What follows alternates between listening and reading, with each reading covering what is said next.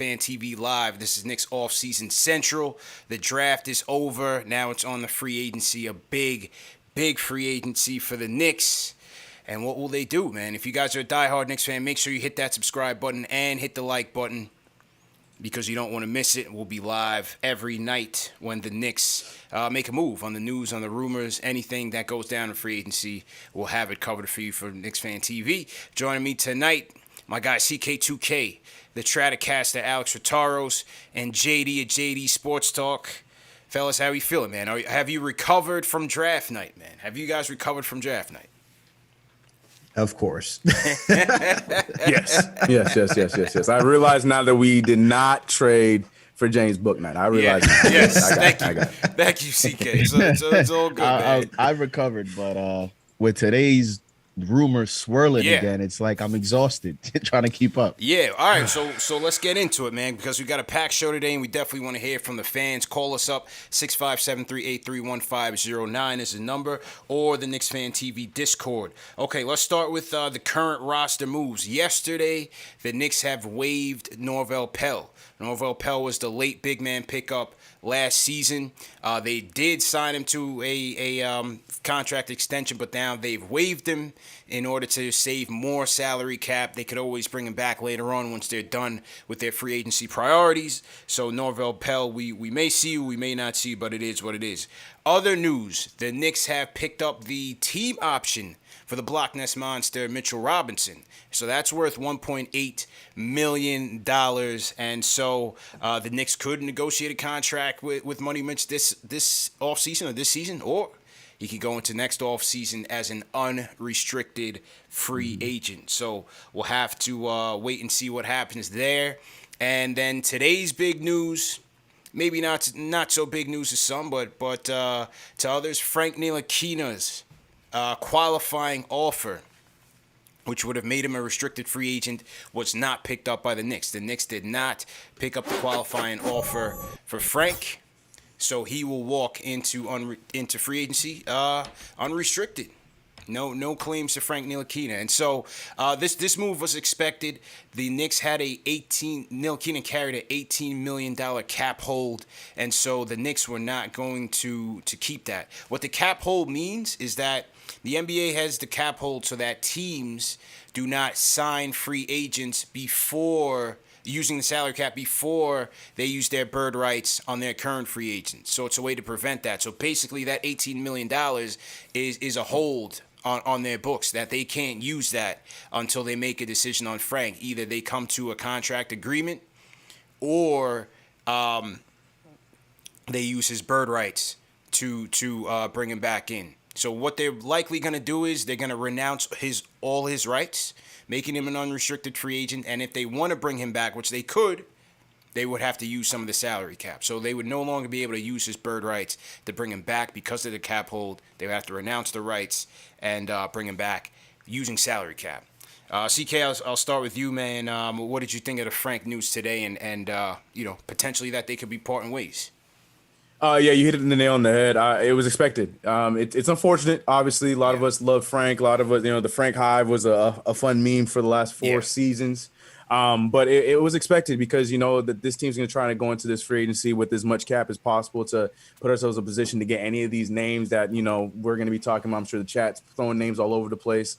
So you got to do what you got to do. It's not officially over because you never know. Might throw some smaller deal at them if there's no interest from any other team. So it's not officially over. I don't see that happening, but it's definitely a possibility. But you got to do what you got to do financially and for the team. And I feel like that was probably, unfortunately, the right move from what we've been getting from Frank. Al, how about you, man? CK hit it right on the head, CP. The Knicks are trying to go into this offseason with as much cap space as possible. Yeah. So letting go of Frank was a casualty. I mean, it's not a hard decision for the Knicks. He wasn't their draft pick. He's been through, 3 regimes, technically 3 regimes. You had Phil who drafted him, even though it was the next day that you had Scott Perry come in with Steve Mills. And then through that tenure, that didn't work out. They didn't really want to invest in him. And now you go through Leon Rose and World Wide West era. and they're not trying to go through him either because that's not their draft pick. They got other players they want to focus on, especially the new guys with Quentin Grimes, Rokas, Miles, Jericho Sims. So there's so many other guys that they're trying to use their resources towards. And I think just even using that much money on Frank after seeing no production didn't make sense for the team. So they'll let him go, see if another team wants him. If another team wants him, give him that opportunity to go continue his career. But if none, there's still that chance that he could come back. It's very slim, but there's still that chance. As Mark Berman wrote in the post, if we can't get Reggie Bullock, bring back Frank on a small deal to replace him as a wing 3-and-D type of guy. That is possible. So we don't know yet. We got to wait until tomorrow or probably later this week to find out what happens to Frank. But it makes a lot of sense. So Frank Hive, don't give up hope, man. It's still some hope for the Frank Hive. It's some depressed Frank Hive supporters out there, man. But don't give up hope. JD, what about you, man? I mean, these guys touched a lot of it. I think, as Alex mentioned, a lot of it had to happen because of cap situations. They're trying to save every dollar. I think for Frank, in terms of looking back, if this is in fact the end, it's another miss for the organization. It highlights, why we are in this position, right? He's one of those highlights, being a lottery pick. Some of it, I think it's unfortunate for him because I don't necessarily think that there was ever like a legitimate plan for him. At times, he was drafted to be a point guard in a triangle offense, and then the organization made changes, and he's had different coaches and different systems. And is he a point guard? Is he a wing? Is he this? And then you couple that with his own injuries. I just think in every way you look at it, it just has not worked out. And he is a prime example of a player that just needs a fresh start. Yeah. And, wherever he goes, he just has to make sure that he understands and he speaks to what plan they have for him so that he can maximize the next opportunity, because the next one might be his last. And so, I think the Frank Hive, they look at that 48% from three that he shot this year. And I know they're hoping that, if the Knicks make a major trade and you need some salary, some players to just fill up the roster, then maybe in that scenario, they bring him back on a minimum. That's the only scenario that I see it. Yeah. But other than that, I think this is it. Well, that's a salary that he's earned. I mean, let's face it. You know what I mean? How many different regimes now? Hornacek, Fizdale, Tibbs, and the last two who were known to be defensive coaches did not use him. Did not utilize him. So I think we have to see the writings on the wall. These coaches did not feel like he could be a guy that could contribute for major minutes and help this team. And so, unfortunately, we drafted him. As you said, it's a mark on the organization where they're now looking at the prospects of losing a prospect for nothing that you picked with, I believe he was either the 7th or 8th pick in the draft. So, this should be a lesson learned for this new regime that we got to hit on these. We can't make these mistakes. We got to have guys that can come in and make it a solid contribution. And while Frank did in certain spots, yes, he played good defense.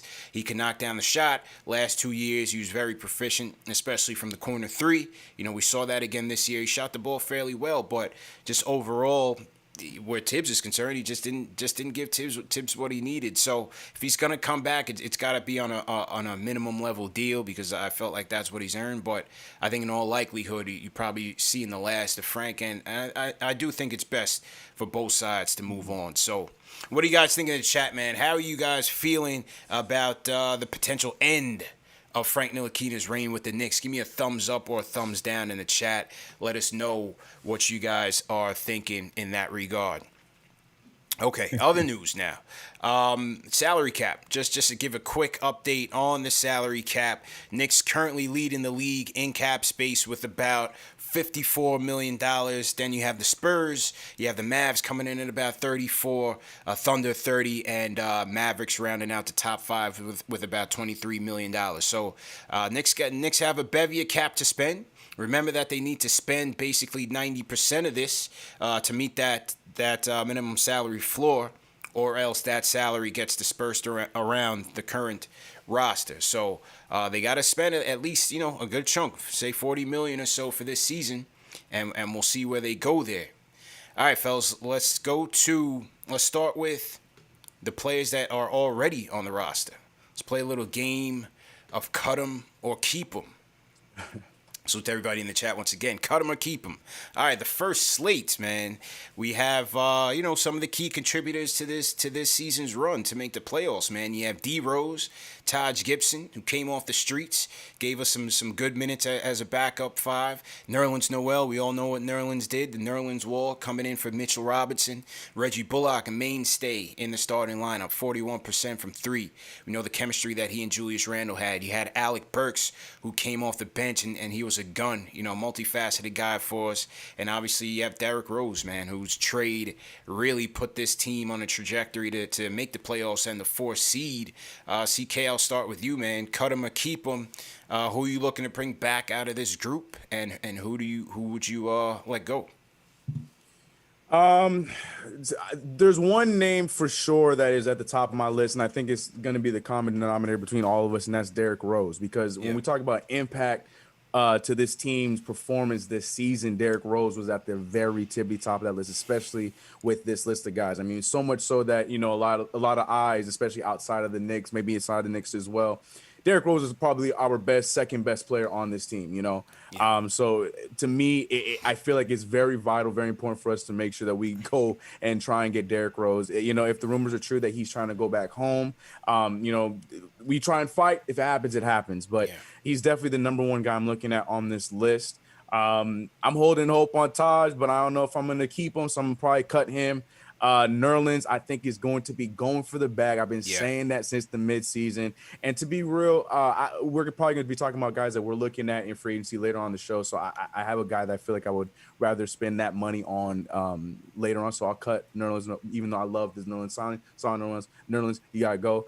Reggie and Alec Burks. To be real with you, these two are interchangeable to me because I love the defense from Reggie. But then, with this Quentin Grimes draft pick, you hope that he plays well enough in summer league. He does well enough in the training camp that you want to maybe he could fill that role, be that guy off the rip rookie season, be that a 3-and-D guy for us, show us the athleticism that he's been trying to show off since we drafted him as well. So you kind of feel like he can fill what we be losing with Reggie Bullock. And I know you probably agree with me on this one, CP. It's just hard to just let Alec Burks go, man. Yo, that's my guy, really man. That's my guy, bro. Hard for me to see him walk, but I think the Knicks have some other options that they want to go to in terms of it being his replacement. But I thought Burks gave us a huge lift, man. I thought he gave us a huge lift. So I just want to talk about all of them, but long answer short, to be real, the real only one that I'm really, really trying to keep is definitely Derrick Rose. I'm trying to look to hope that we can bring him back. Hopefully we can figure out this point guard situation this week and have Derrick Rose be able to play in his steady 25 to 28 minute role. And really, that's the only one on this list that I'm looking at trying to bring back. And the rumors are that he could be headed for a Chicago reunion. So it would be good for the Bulls, but pretty bad for the Knicks, given our options right now. Al, what are you thinking, man? Cut him or keep him in this group? Well, first of all, shameless plug for me, because go to KnicksFanTV.com, and I did cover this before. Yes. But that's a fact. Sure did.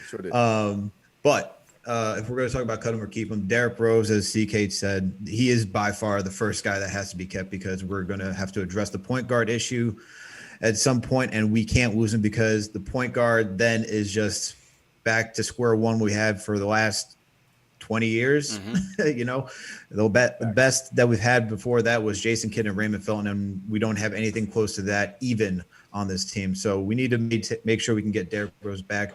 I know there's been talks about the Clippers. I know the Bulls are for right now because he can go have a homecoming, but hopefully, he wants to stay with Tibbs. Hopefully he likes what he did here because he was so impactful here. He created a home here.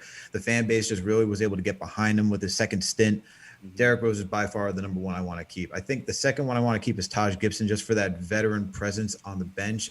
Not necessarily having him back out there like on the court again. I think we got something from Taj that was just lightning in the bottle. He found the fountain of youth. I wish he could tell us all where it is, because this man had these are ready to go.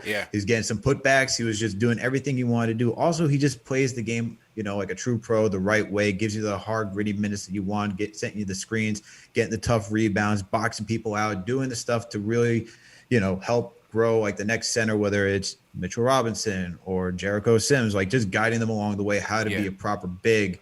And so I would like Tosh to still be on here. Also, he's that guy who can help Thibodeau be that connection to the youth and to the players as well. I feel like he can be the extension of the coach that coaches do need on the team. Nerlens Noel, I would love to keep him. I think he's gone. I think he's just, anchoring one of the top 5 defenses in the NBA. Other teams saw that center is a need for others. And I think he's going to get the bag. And I think he also wants the bag. I think he wants to be secured, for his family and so forth. So I don't see him coming back as much as I would love for him to come back. Reggie Bullock, Alec Burks. CK said these two are interchangeable. When I wrote it, I had Reggie Bullock over Alec Burks just because we saw how important Reggie Bullock was to Tom Thibodeau. We saw as soon as he came back from injury, Tibbs was like, you're going back in the starting rotation. I don't care if you got to work things out. We need you at the wing out there to begin with. He shot over 40% from 3. He was especially hot from after the All-Star break and really gave us good minutes between that part of the season. Sure, he didn't show up really in the playoffs, but still he provided something that we needed, which is just adequate shooting because we didn't have enough adequate shooting in that starting lineup. But CK also noted it. We got Quentin Grimes. I'm not saying he's going to start, but he kind of fits that same role that you would want from Reggie Bullock right now. And depending on how Summer League goes, it would make that decision, but we're going to have free agency before Summer League. So this is going to be a tough situation between him and Burks. I like Burks' versatility offensively, just being an isolation scorer and just being able to give us a bucket. That is more important than just being a spot-up three-point shooter because you can also get that from Burks.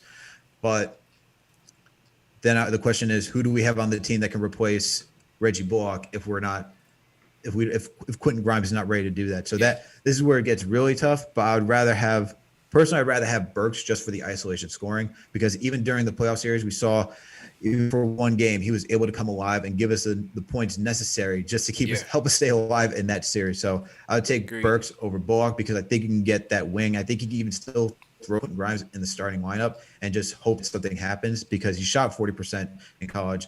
I think it can quasi translate into the NBA. Maybe he doesn't shoot 40%. Maybe he comes in shooting 34, 35, but it's still respectable where it's close to league averages. So I would choose Burks over there. And then is that it? Because, for this, just for this slate, just for this page. JD, go ahead with yours. See, I may be in the minority. I don't think Noel's getting the bag. You don't think so? I think he might, man. I think there was a report out there today that said Sacramento, Detroit, and I believe Golden State right now are interested. You see, you mentioned 2 teams there, Sacramento and Detroit. Those type of teams, they could, I guess, they have the ability to take that type of risk. Those are markets and teams at this point that they're not going to attract big free agents. They may have to overpay for certain players. He may be a candidate that they overpay, but I don't know. I just think that you saw in the postseason, he averaged less than a block in the postseason. If you really look at his play, statistically, he didn't improve much other than average 0.7 more blocks. He averaged 2.2 blocks per game last year with the Knicks, 1.5 with OKC. With OKC, he averaged 7 points. With the Knicks, he averaged 5. He got 4 or 5 more minutes with the Knicks. I just think that he was part of a great story with the Knicks. It's a New York market. His play got more exposure. He got the opportunity to start. He was with Tom Thibodeau. I think everything just worked for him. And I think he's the type of player that other organizations would be careful about offering big money because is he a system player? Is he a player that played this well just because he was in the right culture, the right system with the right coach? We don't know if he would be able to play as well as he did in the season, with another team that has a different type of offense and different type of system. Not everybody is Tom Thibodeau. So, I don't think, whatever the bag means, I don't know what that would entail in money. I don't think he's going to get a long-term deal. Yeah. I guess that's what I'm trying to say. I don't think he's going to get a long-term deal. And because of that, I wouldn't rule out him returning to the Knicks on a cheaper deal. I think it's unlikely, but I wouldn't rule it out because I just think he fits. If you look at who we drafted, Jericho Sims, there's no offensive game in his repertoire at this point. It could be an indication that in Tom Thibodeau's system, he just doesn't there isn't just an emphasis on that center position having a big time offensive game. And who knows if, the Knicks will pivot from that strategy. Uh, so I think it's unlikely. The guy that I would keep the most out of this group is Yeah. Derrick Rose, Yeah. only because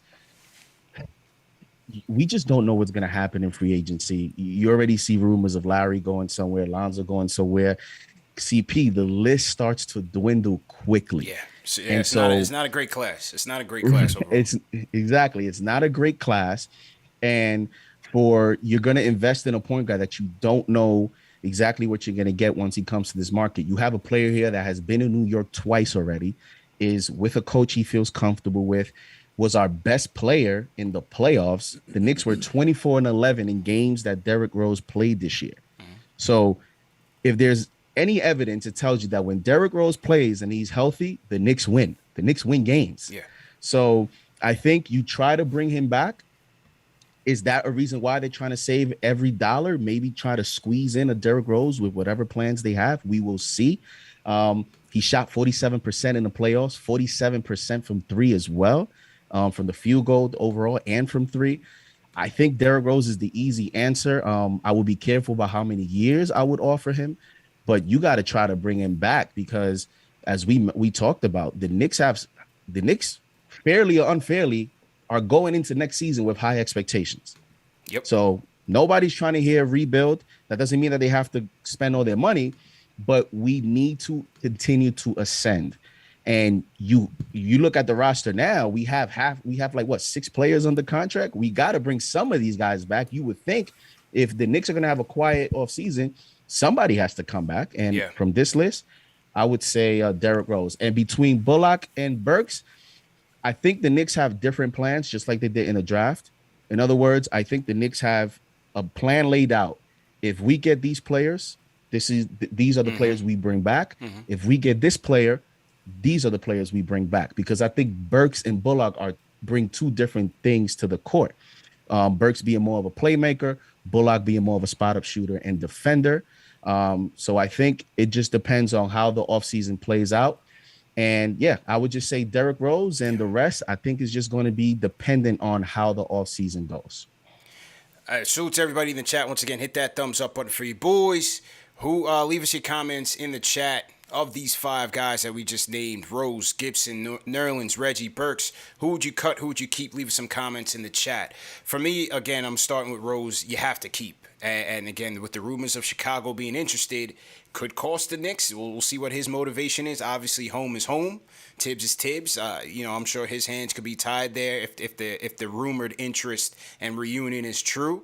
But he's a guy that we need. There's no doubt about it. With the free agent class being so slim, our point guard options right now on the roster being very slim, even though we have a lot of point guards, quote unquote, on the depth chart, they're all young guys, all unproven, and we need that veteran. We saw what the impact that he had on this team as soon as he came here. That first game in Miami, they were clicking on all cylinders. A scoring threat, a shot creator, a guy that can take pressure off of Julius and RJ, very important. Certain games that stuck out to me, the game against the Pelicans at home, when he found Bullock in the corner for the corner 3 to put the game in overtime, the block that he had on Bledsoe to seal the game in Memphis on the road that, when he just went off in the fourth quarter, the game against the Lakers, even though he lost that game against the Lakers in overtime, Rose's impact was felt on this team. And even game 3 against the Hawks, yes, it was a series that we were severely outmanned, but game 2 and game 3, he really stepped up, man. Dropped 30 points in game 3 and left it all on the line. Ideally, he's a backup for us, but at this point, we just need a body right now, man, because the options are looking slim. So I would definitely want to keep Rose. Now, second on the list, Taj. I would bring him in if he's like the third string center. I don't think Sims will be on the main roster to start the season. I think you may see him on a two-way in the G League. I would bring Taj as like the third backup, if anything. I thought he gave us some nice minutes there at the 4 and the 5, a veteran presence. I felt like he and Rose really gave this team a lift. The young guys really rallied around him. I would bring Taj back on a cheap deal as the third backup, and I think that's what he would get. I don't think there's much demand in the league for his services. Nerlens, while I don't know how much he's gonna get, I think he could get like a 2 or 3 year deal elsewhere, and I just don't think the Knicks are going to invest in that based on their priorities for this summer and next. I just don't think they're going to invest multiple years in a backup center. I think ideally they'll be looking to give somebody a 1 year deal like they did with Nerlens, a 1 year cheap deal, and hopefully Mitch can give you some durability during the season where he could actually be your starting center. Bullock, I felt like Bullock took a lot of pressure off of R.J. Barrett and the starting point guard because he took on the toughest assignment every night. You know, people kind of forget that because they focus on his offense or lack thereof. But defensively, Bullock really took a lot of pressure off the team by kind of being a wild card, you know, jack of all trades type of deal where sometimes you would guard the 1, the 2, the 3, depending on who it was every night. And you lose him, depends on who you're bringing back. But I think Bullock's defense, while he wasn't shut down by any stretch, he was sharp, and he took a lot of pressure off their guys. Offensively, we saw the impact that he and Randall had, their chemistry. The three-point shooting really took an uptick, especially in the second half of the season. I thought that was a big part of our run in the second half because Bullock started to shoot the ball a lot more and shoot it well. I think he may go to the Lakers, man. I think he'll get a deal somewhere else, and I think he could be a likely candidate to walk. So I would cut him. If they did bring him back, I'd like to see him come off the bench. Burks, erratic, but a shot creator. And you can never use enough shot creation on this team. And I thought he was another guy that, in a pinch, when sometimes you didn't know what you were getting out of RJ, you could use Burks off the bench as a reliable bucket getter. You know, you didn't know what you were going to get from IQ sometimes. Burks was that guy, you know, and there were several fourth quarters where he came up big for this team. The one against Sacramento, he had like 18 points in the fourth quarter. Burks had some big games. The game in New Orleans, they had some monster games this season. Game 1 of the playoffs, great game. Now, he didn't show up for the rest, and like I said, he's very erratic. Defense can be erratic at times, but one thing you can count on with Burks, he can get you to the free throw line. He's going to draw contact. He continues to do that well as he has in the past, and he can shoot the three fairly well. And so I think from a shot creation standpoint, my keeps on this right now, hard keeps, would be D Rose and Alec Burks. Hard keeps would be D Rose and Alec Burks. All right, on the second slate, I think we'll get through these fairly quick. So Frank is already gone tentatively. You have Peyton gone. Jared Harper, he can go. Pell is gone. I'm bringing back Theo, man. I'm bringing back Theo. Yeah, for sure. Even Absolutely. though, you know what I mean? The numbers weren't there. He didn't play. But I think there's a lot to be said about locker room presence. And Theo was that guy. Sometimes he'd be more active on the sidelines than Tibbs. You know, the kid never sat down, man. And the team loved him. Every man loved him on that team. I'd be interested to see if they bring Pinson back on some sort of veteran deal, but that's my keep of this slate right here. Everybody else can go for me. CK, how about you, man? That stat line is so disrespectful. It's gonna be difficult. We didn't know what else to put. Analysis, Shout out to Dave. CK. Shout out to Dave for putting this together. We didn't know what else to put for Pinson, man. We had to put something in there, bro. Some numbers. Oh man, yeah, no, I ain't gonna waste none of y'all time. Yeah. I love the Jared Harper pickup. You know, it always reminds me of the summer league game that we got to see CP when we were playing against him. You know, so just the fact that we had him on our side, it was cool to have that insurance. And never really panned out. But yeah, we all know the answer to this. I'm 100% with you. I would sign Theo Pinson to a 10-year, $10 million deal if I could. Has no cap. I would man's do it. giving him a lifetime contract. Right, I would do it, man. I would have him pass. What's his name? Udonis Haslem and the Heat, and make him the longest tenured basketball player in the history of the NBA. I would do it for sure. But other than that, you know, Jared Harper was great.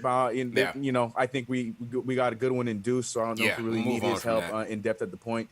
And you know, appreciate you, Six, but we'll see who's next. That's it. Yeah. Alex, anything to add to that?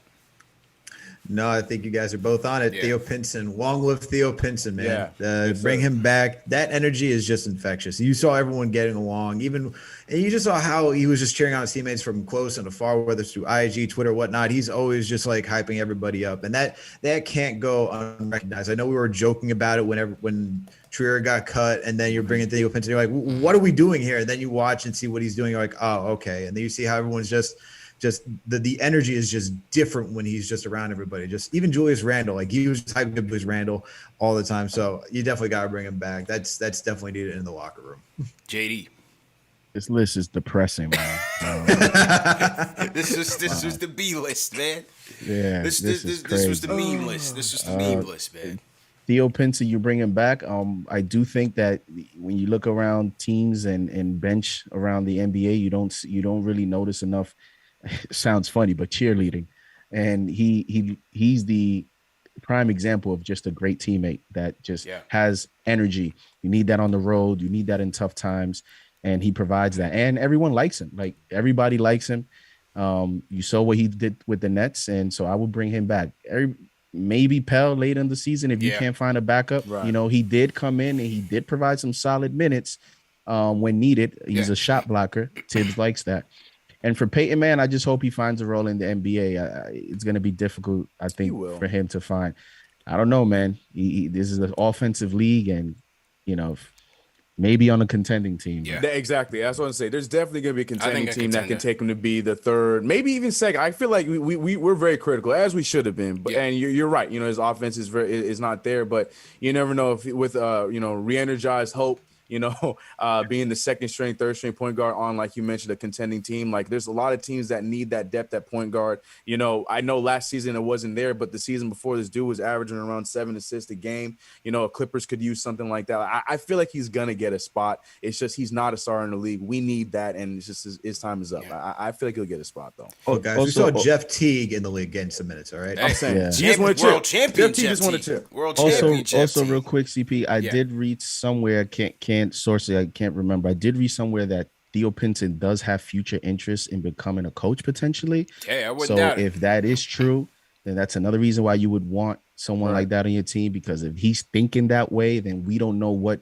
type of information or intel he's given, you know, his teammates in terms of pointers on what he sees out on the court. So if that is true, definitely something that you want around your team. I wouldn't doubt it. Salute to everybody in the chat. Once again, hit that thumbs up on for you boys. We got over 1,500 people here on the check-in, so welcome to Knicks Fan TV Live. Make sure you guys are hitting that subscribe button, hit that like button. Let's get those likes up so we get some more people in here. Phone lines are up, 657-383-1509. We're going to get into our positional breakdowns right now, but call us up, man. Let us know what you guys are thinking in regards to free agency. And tomorrow night is the night, 6 p.m. Monday, we'll be back live and breaking it all down. Whatever happens, whatever transpires on Monday, you'll hear from it first from us, and we'll react to it. Shout out to Gail Barry, who sends a super chat. She says, hi, CP and the crew. Great job. Draft night. Keep Rose, Taj, and maybe Burks. Bye-bye, Frankie Smokes. Ahmed Belford sends a super chat. He says, keep Theo, the only one worthy of the sad five. Not the Fab Five. The sad five. Salute, bro. That was great. My man said the sad five. There was two other super chats that I'm going to get to. I saw Alan Berman left a super chat, so Alan, I'm going to read your super chat in a second. But, all right, fellas, back to the positional breakdowns, man, because news is coming in hot and heavy, man. News is coming in hot and heavy. Let's start with the point guard, the most important position right now for this Knicks team. Obviously, you have Lonzo Ball, the hot candidate right now, coming out of New Orleans. It's said that New Orleans is probably not going to match any deal that Lonzo gets on the open market, so looks like he's going to be a goner. You have Campaign, the resurgent Campaign, coming off of a NBA Finals trip as a backup point guard with the Suns. Mike Conley Jr., the age-old veteran, coming from the Utah Jazz. Kyle Lowry of the Raptors, and Reggie Bullock of the LA Clippers. These are our top 5 point guards from KnicksFanTV.com. Now, the rumors right now are that on a couple of these guys, Lonzo Ball is rumored to be getting ready to sign a deal. Hang on, CK. Sign a deal with the Chicago Bulls. You have Kyle Lowry, who's being rumored to be going to the Miami Heat. Now, we left Chris Paul off this list because it didn't seem like a realistic possibility. You never know. Well, Chris Paul, today it was announced that he declined his player option with the Suns, but it's likely he'll get more of a long-term deal. CK, I'll start with you, man. Lonzo's your guy, bro. How are you reacting to this, and what's plan B for you? It is Zoda NY until he signs the dotted line. So I am 100% all in, hoping that it is still an option for us.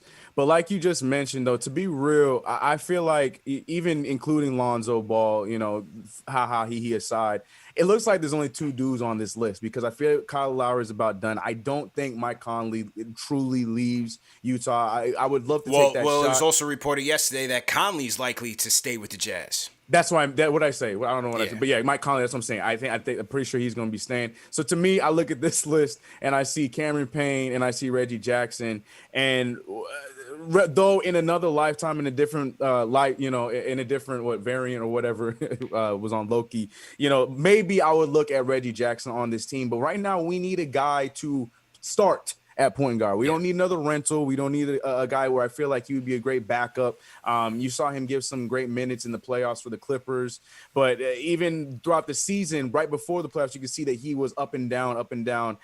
He definitely turned it on at the right time, but I don't know if I'm spending money on that off of a playoff run. It's so hard for me to look at this list and say that I want to bring in any of these guys. Like, I know beggars can't be choosers, but to be completely real with you, and I know it don't help, I want to go after. Give me back Derrick Rose, and I would test my luck running this thing with Deuce McBride before spending any money on these guys. We got a big free agency coming next year. I feel like we'd be overpaying. I know Spencer Dinwiddie's not on this list. That's definitely a guy I'm looking at. It's not an exhaustive list, and for people in the chat, people are like, "Where's THT?" I mean, THT's not in the top 5. We just put our top 5 out there. 100%. So just looking at this list, definitely, I'm not giving up hope on Lonzo Ball, even though signs are looking one way. That's definitely the guy I'm looking at. But other than that, I don't know. I just can't tell myself go spend money on Reggie Jackson to be your starting point guard. We just saw that in Detroit. Yeah. We saw it in Clippers. He's going to be a solid backup. He's going to be that guy that's going to have those moments. I just don't know if I want to give him that starting money. And Campaign's been great, but I'm not all in on the campaign to make Campaign my starting point guard. That's it. Al, how you feeling, man? I'm with CK. I want Alonzo Ball here. I think he's the best out of all these guys at the point guard option.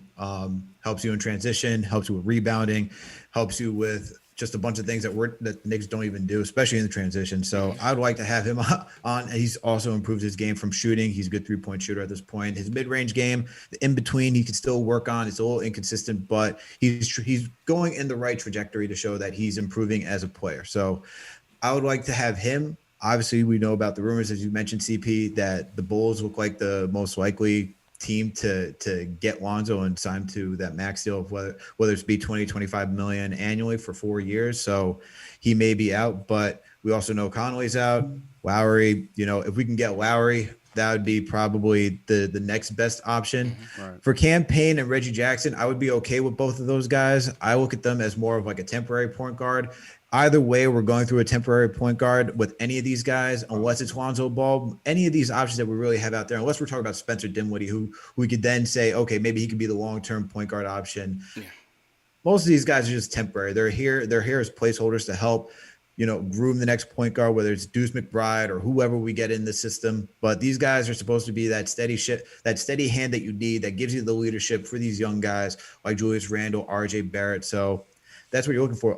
You don't get that with Campaign because, one, he's having his bounce back career. But I think for him, you can just take that flyer, say, all right, you can intrigue him saying, hey, you want to come to the big market? You want to come be the lead point guard? Let's see if you could take your game up to another level, because he is quick. He is decisive in his playmaking. I like the way he plays defense. He's very tenacious. He's always closing out. He's rotating very quickly, and he's got a quick first step. I like the way he finishes, like around the rim. He's very efficient just how he plays. He's not taking excess amount of shots, but he's just taking just the right amount of shots to keep the defenses honest. So I would give him that chance, saying, all right, let's do a 2-year deal, make the second one a team option, or even do a 3-year deal, make the third year a team option, see what he can do, see if he can take his game to another level. I know it's a risk, but I think you can get him on a cheaper deal, on a more team-friendly deal, and you can just run away with it and see what happens. As for Reggie Jackson, we saw that, he provides that same thing we asked from Alec Burks, which is just isolation. He was one of the top isolation scorers in the league. I forget where he ranked, but he, especially I think in the playoffs, he was like top 3 of all the guys who were in there. So that if you need a bucket, he's not afraid to go get that big bucket and go take it. You need some of those guys. And in the starting lineup, where we didn't have that last season. Once again, this is a temporary option. I would take him and just run with it for 2 years, see what you can get. Have him just be that steady hand for what you can get out of him. I know he's not the most steady. I know he's not the most steady guard that is out there. We saw what happened to Detroit. Granted, he was injured. That team just wasn't built for success with everyone. So it's partially on him. It's partially on the organization. It's partially on the team around him. So I'd be willing to give him another chance and see what he can do, because he is just that 3-level scorer that this team could need. Sure, and he's a solid defender. He's not great. He's not the worst, but you'll get some solid defense. So I have all those guys. I think it's not bad to go with either campaign or Reggie Jackson. It's just two different tracks and two different thought processes. JD, what are you thinking, bro? This is depressing, man. Who you telling, bro? And the reason I say that, CP, It's tough, bro. and Knicks fans, is I wouldn't want to be a GM in this offseason with the Knicks. It's just when you look at the list, there is intriguing options, but there's just no one guy that I say, yes, you have to give it. It doesn't matter if we have to overpay. That's the guy that it's a definite. I don't have that. Do you go with Reggie Jackson? Is his playoff performance a fluke? And the other question is, does he make players around him better? Is he a guy that would maximize RJ and Obi and quickly? That's a question mark. Then you go to Lowry. Do you give Lowry a long-term deal? Did Chris Paul's performance, will that translate to a Lowry who's just as, he's 35, 36. Yeah. So Conley, another thing, likely he stays in Utah, but if you were to go that route, he has taken a little step back defensively with age and injuries. So you deal with that. Campaign. You can't sell me that you're bringing Campaign here as a starting option. He was a guy that was playing with Chris Paul. Is he one of those situations when I brought up Noel, a player that was in the right system, around the right culture, around the right personnel, and he was able to maximize his opportunity? Don't know if that will happen here. And then with Lonzo, Lonzo was improving his shooting percentages. He's been ascending in terms of that department steadily. He shot 42% on the corner threes last year, which is something that fits the Tom Thibodeau system. Yeah. But then, again, is he enough of a point guard that attacks the basket that would be the solution here? I would probably take the risk on Lonzo because of age, because there's still potential there. And, with better coaching and a stable culture, maybe you get more out of him. So if I had to go with someone on this list, I would probably go Lonzo Ball. Well, it don't even have to be on this list. I mean, who's your pick? If you could pick your starting point guard right now, based on it could be anybody, right? Whoever's on the free agency list. Is there a trade you're looking for? These are just the top 5 who we think would fit within the Knicks realm. But who would you go with? Man, I don't know, man. DeJounte Murray. So you would try to get a trade for Murray? Amen. I would probably go with a DeJounte Murray, to be honest with you. That's probably where I would go. And the other reason I would go with him, look at his contract. He has a very, very manageable contract at a very great young age. Long arms, can play defense. Yeah, I like Murray. And he has a lot of upside still. And they drafted Joshua Primo. They have Derek White. I think the Spurs organization is trying to see where they're going to head here. But yeah, I would go with him. Dinwiddie, he's not efficient enough to my liking. Yeah. And you do have the injury risk. And Dame, we all know about that contract and what it would take to get him. So this is why I wouldn't want to be a GM this offseason. It's tough.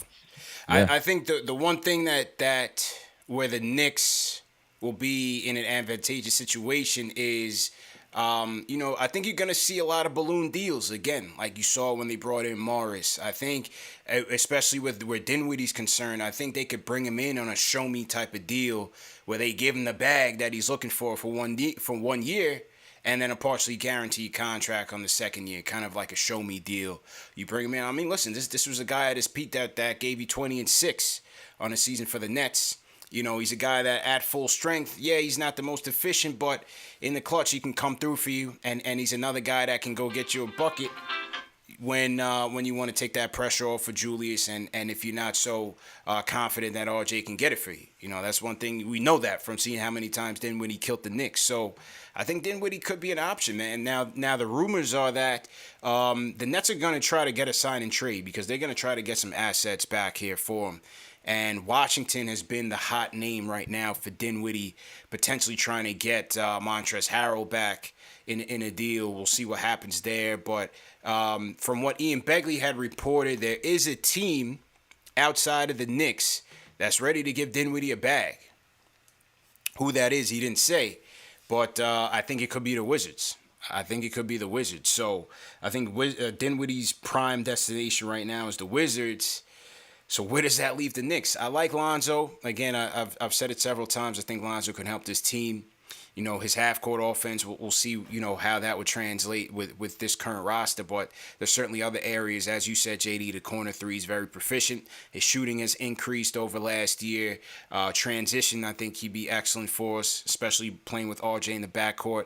Defensively, he'd give us something as well. So I think, you know, Lonzo definitely ticks off a lot of boxes. Is he that dribble penetration attack the rim guard that Tibbs wants? And how does Tibbs feel about it? In the sense that how much are they willing to pay Lonzo to for him to fill that role that he is right now? And you know who we forgot is probably just thought about it. Colin Sexton. Yeah, Colin Sexton's probably Sexton's certainly an option. I think the Sexton is certainly an option. The Schroeder thing is we intentionally try not to mention. I try not to say it. I try not to say it, fellas. No one said his name on purpose. I try not to say it, fellas, but man, because Schroeder's market is shrinking, and you know he's looking for $100 million. I don't think the Knicks would do it, but he could be an option. That's why his market is shrinking. Yeah, Yes. he could be an option, man. He could be they could get Schroeder on a deal. And I would not be surprised, bro. I know a lot of people don't like it. I'm not in love with it. You know, one thing about Schroeder, he's going to get to the rim. He does do that. Well, Lonzo doesn't. He's going to draw fouls. He's going to put pressure on the rim. He's pretty good in the mid-range, turnover prone, very erratic, all of that. I don't like that about him. Yo, don't sleep. Listen, man. All I'm saying is don't sleep, he's going to take bro. over the what is it? He's going to take the torch from Frank. So hey, all I'm saying is don't sleep on a potential Schroeder play here, man. It's not. So let me ask you this, CP. Yeah. Some of these guys we have up here, there's already, as we speak here on the show, there's already reports on where they may land. Mm-hmm. So the list starts dwindling. Yeah. So you have Schroeder or you have a trade for Sexton, right? Are you giving up some assets for Sexton, say Obi, and a pick, right? Maybe they made this trade with trying to add a different additional asset, maybe for a Sexton trade, maybe for a Dame trade. But do you go that route or do you give Schroeder $100 million? So, like, what would be more valuable? Overpaying for a Schroeder or giving up Obi for Sexton? Come on, man. I'm not overpaying for Schroeder at all. Come on, man. You know what I'm saying? I would hope, again, if they're going to give him a balloon deal, a 1+1, because his market is dwindling, he may not be able to get a 4-year deal from anybody. So the Knicks could be advantageous for them. Again, you give him a 1-year, deal at 25 and then a partially guaranteed on the next. I think that'll put him in a good situation. For Sexton, I mean, do I want to give up Obi per se? Not necessarily.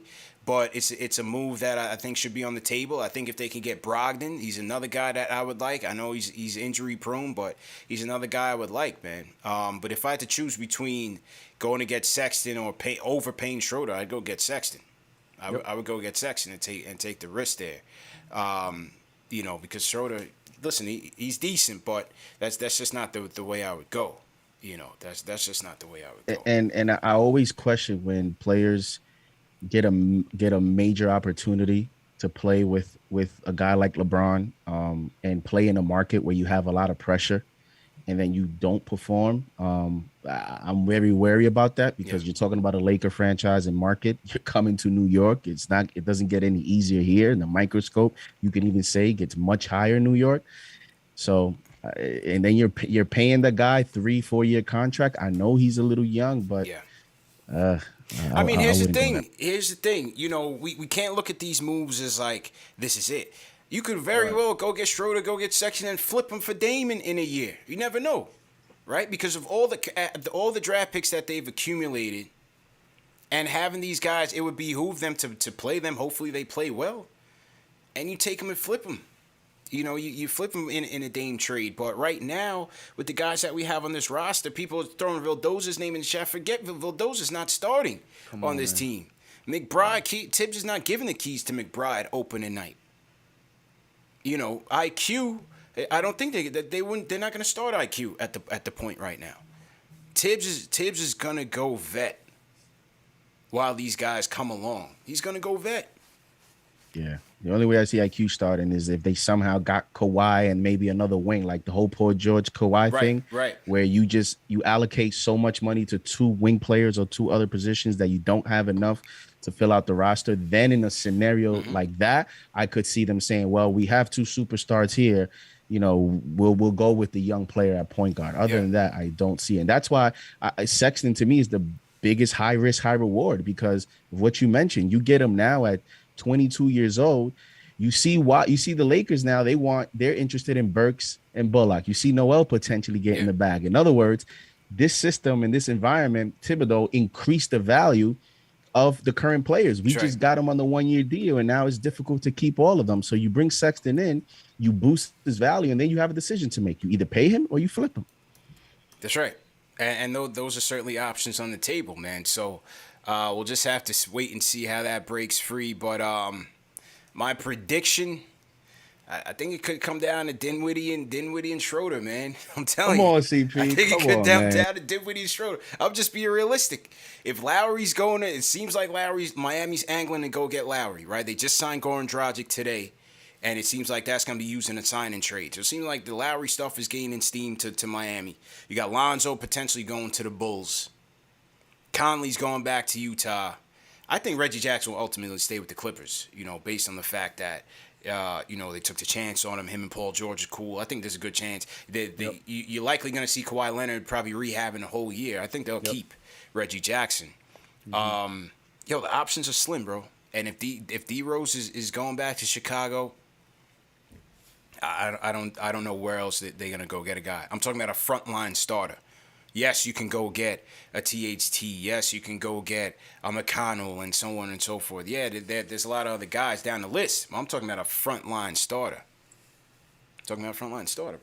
It would have to be through a trade if we're going to get a true frontline starter. It would have to be through a trade. Colin Sexton. And, even with the trades that we made during, draft night, these are assets where you may not even necessarily have to include Obi or Obi, and you can just use them to go get Colin Sexton, because if the Cavs are serious about moving him, his market is dwindling. This is the last year of his contract. They're not going to just let him walk. They don't have to make that trade now. We don't have to see that trade now. If they do want to do it, they can wait until the deadline, where his value will probably be that it might be the lowest at that point, considering that no other point guard gets injured during the season and no one else is intrigued by Colin Sexton. Another guy we could put out there is Shai Gilgeous-Alexander, because OKC, shout out to Corey Telebo, who was on my pod, said OKC was going to draft him, and that they did. So, OKC is another team that likes to penny pinch. They like to make sure their money is under the cap. So he could be available as well. That could be another, trade option where we have assets to move to get him.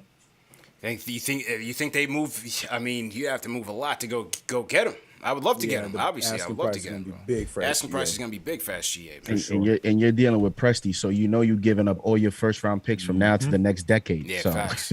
And that's the thing. I think they're saving it for bigger fish. Zach Lowe said it on the Bobby Marks podcast. On the Zach Lowe podcast with Bobby Marks. He said he wasn't ready to divulge what it was going to be, but he feels like they're going to make a move. When it's going to be, I have no idea. But he feels like what they did in the draft and what he's hearing, he feels like, it's for something big. And then you see the report. There's a report recently while we were on that the Heat are preparing a sign and trade offer with Goran and Precious Achiuwa. Right, for Lowry. He's deemed as they're going to flip that for Lowry. They flipping that for Lowry. Yeah, and it's like that. I mean, Achiuwa, I would think is a nice piece, a nice young asset. So you already see, Knicks fans, what, and I kept telling people, like, yo, this is a modern NBA business. Like, a lot of these players are gonna get paid, and you might see some prices out there, some deals that just shakes your head, but this is the way it is. And this is why, as you mentioned, Schroeder could be a viable option in the end, and see what happens. You got But to I do like what you what got you to do, man. said. Go ahead, CK. No, I was just gonna say to end it off. But I like what you said. Just keep your eye on that DeJounte Murray thought process, because I'm hearing a lot of things about how they're really high on this Josh Primo guy. Because after that draft pick and after our reactions, I had to look into that some more and see what like San Antonio writing and stuff like that, and they seem really high about that. So it really feels like they're trying to move forward. Maybe it's Derek White, but Derek White and DeJounte are available. Phone call could be made. So I just want us to pay attention to that one for sure. Shout out Michael Parker in the chat. Sent a super chat. He says Lonzo makes the most sense, both fit wise and money wise. He could come in right away and make and immediately pay dividends. Shout out Bailey Monin checking in from Australia. He says sign the Australian GOAT Patty Mills. Hey, FIBA Patty Mills would be a problem. You know what I'm saying? I'm hearing that Lakers are interested in Patty Mills. So. We'll see what happens there. But leave us your point guard prediction. Who do you want to run the point, start at the point for the Knicks in the 2021-22 season? Leave it in the chat, and we'll shout you guys out. All right, fellas, let's move on to the wings, because there's some more chatter even in the wings department, man. Right. Again, looking at our top 5 selection here. This is my choice right here, man. I don't think they'll get him, but Norman Powell would be for me, man. 17 points per game, 36% from 3, 3-and-D player. Yes, he's a bit undersized, but you can always move RJ to the 3. You throw Norman Powell in there at the 2. I think you got a nice defensive combo right there. Will Barton, another guy that shout out King Deej in the chat likes, coming out of Denver. You got DeMar DeRozan, the mid-range assassin, coming from the Spurs, 21 points per game, almost 50% from the field.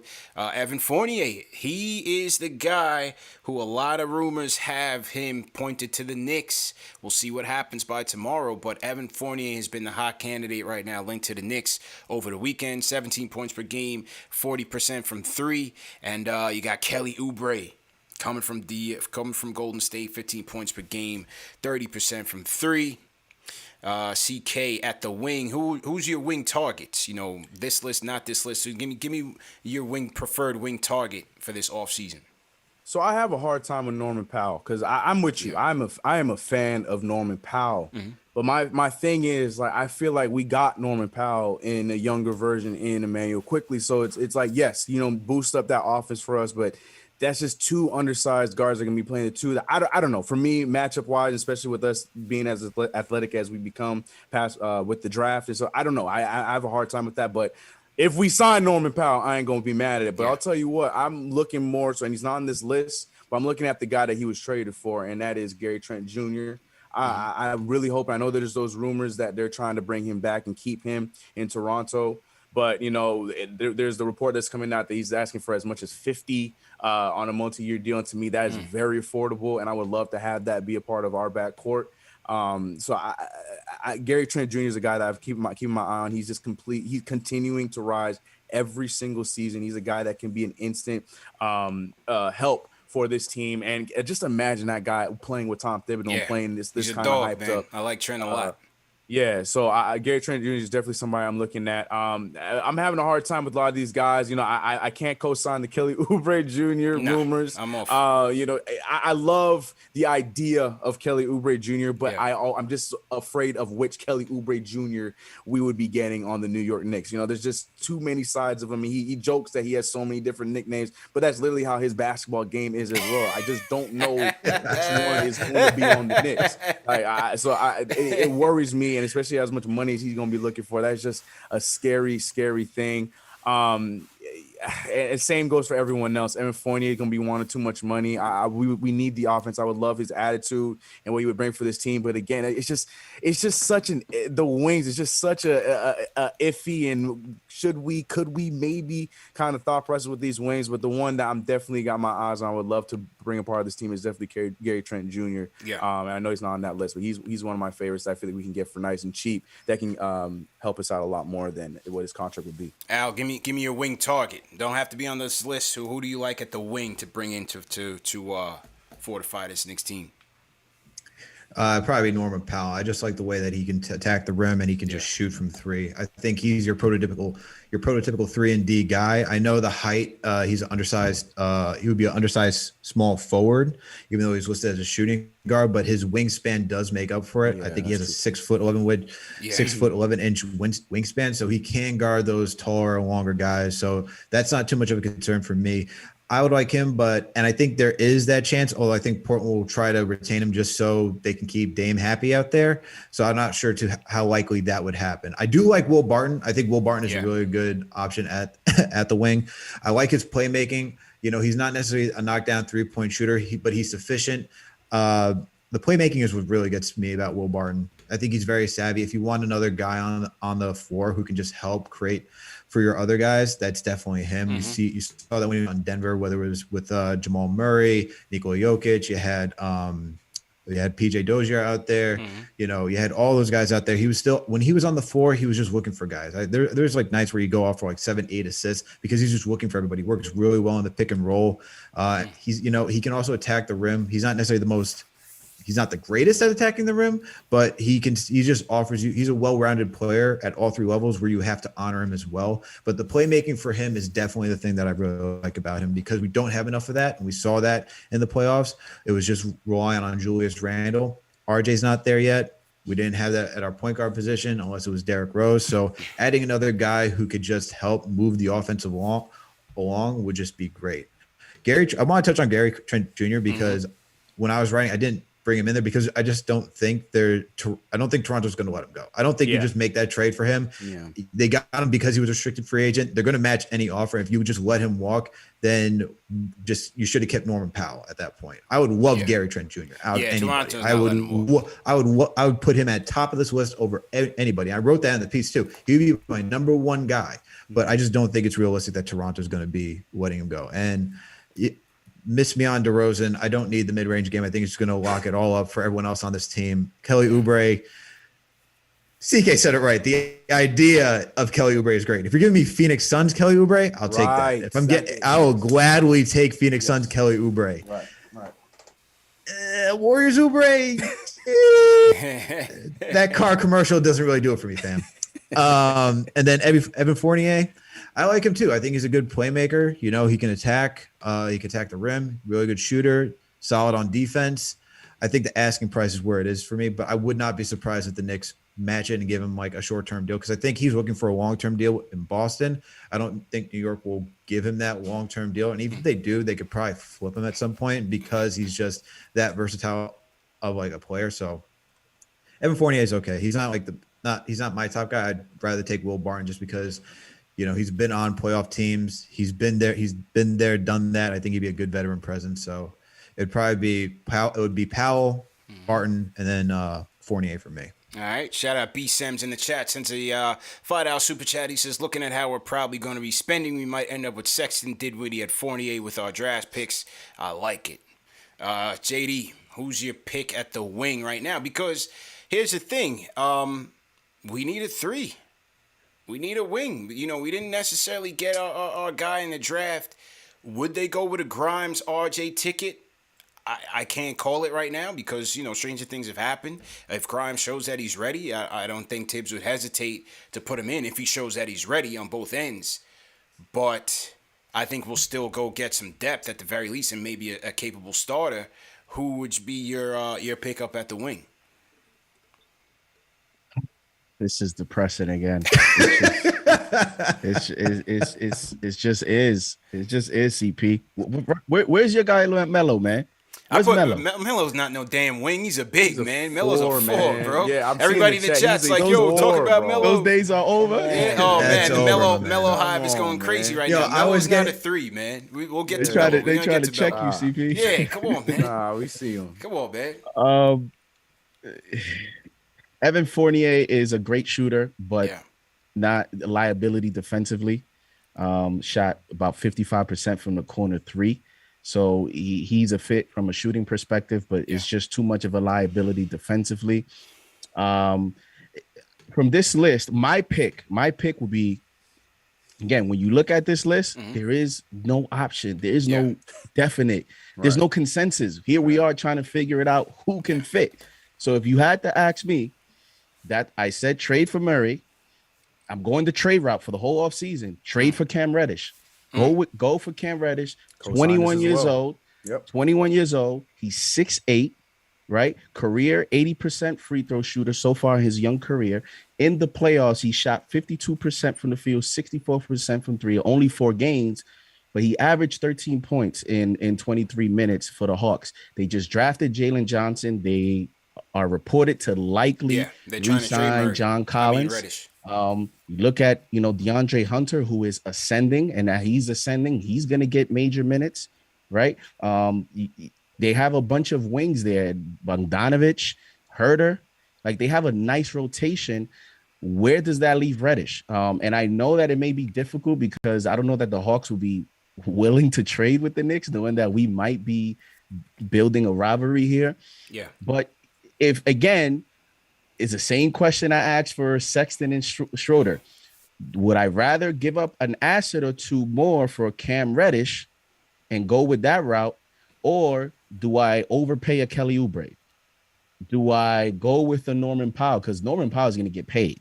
Yeah, he's going to get paid. And so is that upside enough over Cam Reddish? I mean, when you look at Oubre last year, Oubre and CK, you mentioned you don't know where we're going to get. You don't know what we're getting month to month with Kelly Oubre. In January, of last year, he shot 27% from three in January. In February, he shot 43% from three. But then March, he shoots 23%. And then the last month of the season, he shoots 36%. He gets a big contract and he comes to the Garden with that inconsistency. You already know what time it is. Yeah. You know what I mean? So he's going to be the Alfred of the season, bro. He was in Golden State. He got a great opportunity, a winning culture, a winning environment. He's playing with Steph Curry. I know they didn't have Clay, but you still are playing in a player-friendly system, a lot of player movement, and he didn't really take the next step. I know we think Tom Thibodeau is genie here, but he don't think he's going to develop everybody, and at this point, I wouldn't go with Oubre.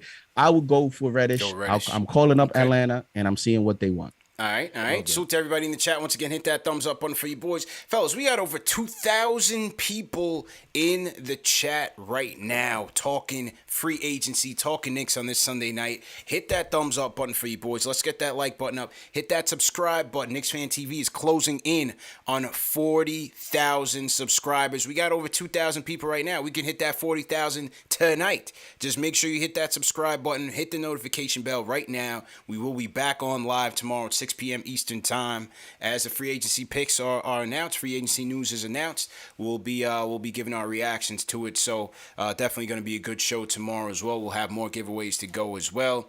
Who are your free agent wing pickups for the Knicks? Leave a comment in the chat and let's have that debate. For me, I think Powell's going to stay in Portland. I think if Portland wants to keep Dame happy, that's one of the moves that they have to make. They're very limited in what they could do, so they got to keep him. And I think he'll get a much larger deal than the Knicks. Even though the Knicks were interested in him at the trade deadline, I don't think the Knicks will be willing to make that type of splurge just based on what you're hearing in the way that they want to spend. Could be wrong, but we'll see. The DeRozan thing, I think it hurts us spacing-wise. But on the plus side, I see that, a guy who, to me, would be your automatic closer because I don't trust the ball in Julius's hands. I think RJ still has to show me more that he can close. But on the plus side, DeRozan will give you your closer.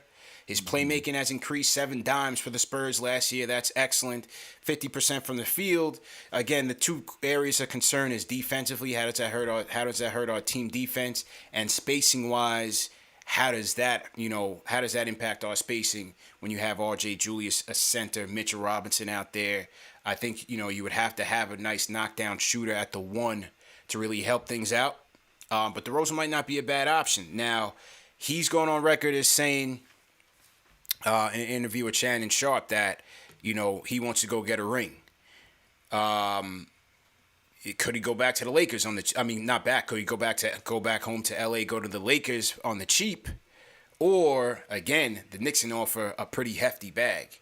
on a You want to get a ring? Come to the Knicks. Yeah, right. You want to get a ring, come to the Knicks.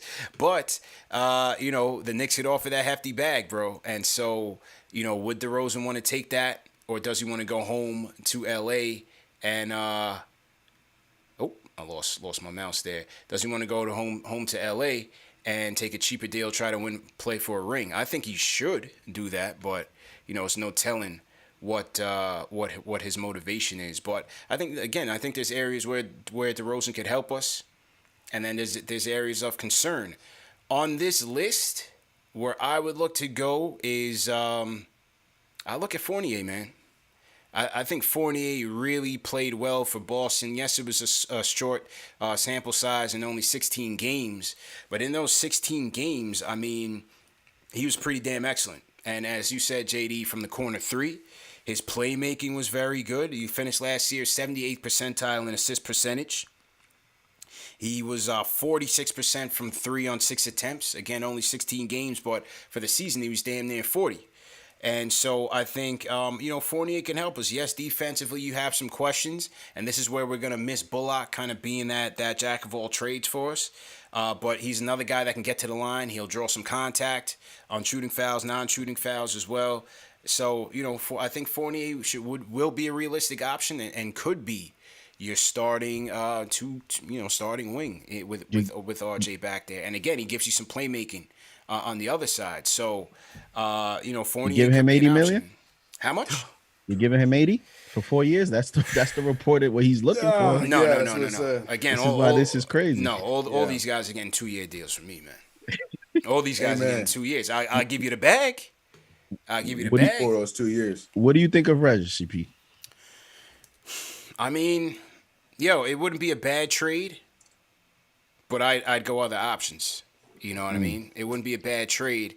I'd rather Fournier right now because I know what I'll get from him. Yes, Reddish has shown some promise, no doubt about it. And he has potential as being a two-way guy. Definitely came on strong in the series against the Bucks when they needed him. And again, limited sample size. But if it didn't cost us that much, you got to see what the price is because Atlanta's motivated. Knicks have a bevy of draft picks. So I would definitely bring him in and roll the dice on it. You know what I'm saying? Let me give you 3 quick names that are not here. I was just going to say I had 2 names as well. I was going to bring up. Let's go. You got with the news of Lowry, you don't know now if they keep Duncan Robinson. You got Doug McDermott and Otto Porter. Yes, Duncan Robinson. Now I would consider giving the bag because he does what you need, which is he's an elite shooter. Off the catch and shoot, off movement. He's a scrappy defender, plays well within the team concept. Duncan Robinson is a guy I would highly consider giving him the bag. And who was the other guy you named? McBuckets? I don't trust him. When he first came here, I was expecting a lot of three-point shooting from him. He let me down. I was ready to get him up out of here, and we traded him for Moutier, the tank commander. And who was the other guy? Otto Porter. Yeah, Porter be decent on a decent deal. He'd be decent on a decent. But you see what I'm saying. This offseason to me is going to be about: do we give these players the bag, or do we trade and give up assets? Because there's no in between. Bag. Give him a short-term bag. I'm not giving for a deal. Yeah, Duncan Robinson maybe though. Oh, so Duncan is the guy you would give a long-term deal to. No. Otto Porter Jr.'s not getting the bag again. No. That's not happening. That was signed off of his few seasons with the Bulls or whatever that contract was. That's not happening again. We saw the injuries. He is who he is. He's going to be a lot cheaper, and I feel like that's an option we should look at because I do think that the talent is there just for not the price that he was paid originally. So I think that's someone we should look at. I'm glad you brought that name up, JD. Yeah. My issue with Doug McDermott is his defense, and this if you're going to be playing in a Tom Thibodeau-led system, your offense has to be so scorching hot that we can just forget you on defense. And it's not that. Granted, Dougie did make improvements. He's a really good three-point shooter. He shot 38.8% this past season. Actually, the one thing that he does really well now that he didn't do with the Knicks is that he's cutting off ball, whether it's baseline. He's really good off movement. He finished 207 of his attempts around the rim out of 299. Dude's finished 69% of his shots around the rim. So I would take that if you want that, but he's more of like a bench scorer for me. Like if that's what you want from him, Yeah. I don't see him throwing him into the starting lineup. Yeah, you want a yeah. bench guy like that. McBuckets that's is like I would get McBuckets on like the last day of free agency. He's definitely not a priority for me. You know what I'm saying? He played well this year. He played well this past season. Don't get me wrong. But I wouldn't prioritize him. We need somebody with a bit more pop in the starting lineup, and I don't think that's him. Like you said, I'll view him as like a bench piece. You know what I mean? What about Malik Monk? My guy, shout out my guy Sean Shepard out in L.A. What about Malik Monk? I think Charlotte declined his qualifying offer today.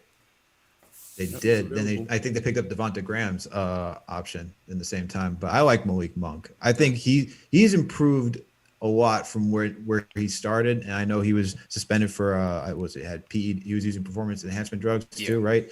So I like, especially defensively, he's improved. He's an undersized guard though. That's what you're getting out of him. But I do like it. He shot 40.1% from three. Has a good field goal percentage of 43.4%. Bucket. I like him. I think he's truly like a microwave scorer. My thing with him is like, are you bringing him off the bench? Yeah, bench. Okay. Yeah, if you're having him off the bench, that's perfectly fine because I think he'd be a lot of fun. He remind me of like a J.R. Smith type of role. Exactly. You took the words right out of my mouth. J.R. Smith. Come in, be a microwave scorer. His defense is improved tremendously, especially off ball. He is just looking to get the steals. I'd be happy if we got Malik Monk coming off the bench. That's a good move. Performance enhancement drugs. That's crazy. Yeah. No, was it weed or PEDs? What was it? Because I'm like, he's trying to hit home runs in the NBA. Yeah, why would you need that for? Hey, try to get through especially that 82 him with his season, build. man. Like, what are you doing? Try to get through that 82 game season. Listen, if you're, there was reports during draft day that the Knicks were heavily interested in Terrence Ross, another name that we could have mentioned as well. And I look at it, if you're going to go for Ross, who is kind of like a J.R. Smith type player, just go for Malik Monk. He shot 40% from three last year. He shot 55.9% from the corner three. And I'm using the corner three a lot because of Thibodeau's system. He likes that corner three, Reggie Bullock. So a big increase in that system this year from the previous year. 100%. And that's an attractive Kevin Knox as well. You saw that improvement in him. That's a big staple of Thibodeau's offense. So players that can shoot the three from the corner and overall are an attractive options, for me, for the Knicks. And again, he shot 40% overall. He's a good free throw shooter. He's still young. And I just think that with the addition of James Bouknight, you don't know yet if they're going to keep Devontae Graham. You already have a LaMelo Ball there. You have Terry Rozier. I don't necessarily think that they're going to get a Terry Rozier just because they got James Bouknight. You can always have a 3-guard rotation. This is a guard league. So Malik Monk is an odd man out. I would go for Malik Monk instead of Terrence Ross if you ask me, just based on the numbers. Yeah, I would say if you're looking at having a trade for Ross, I would either keep Burks or go get Malik Monk. I would just go in free agency. We got the money, so I wouldn't trade value. But I mean, unless you're gonna trade a Knox and you're giving up on him.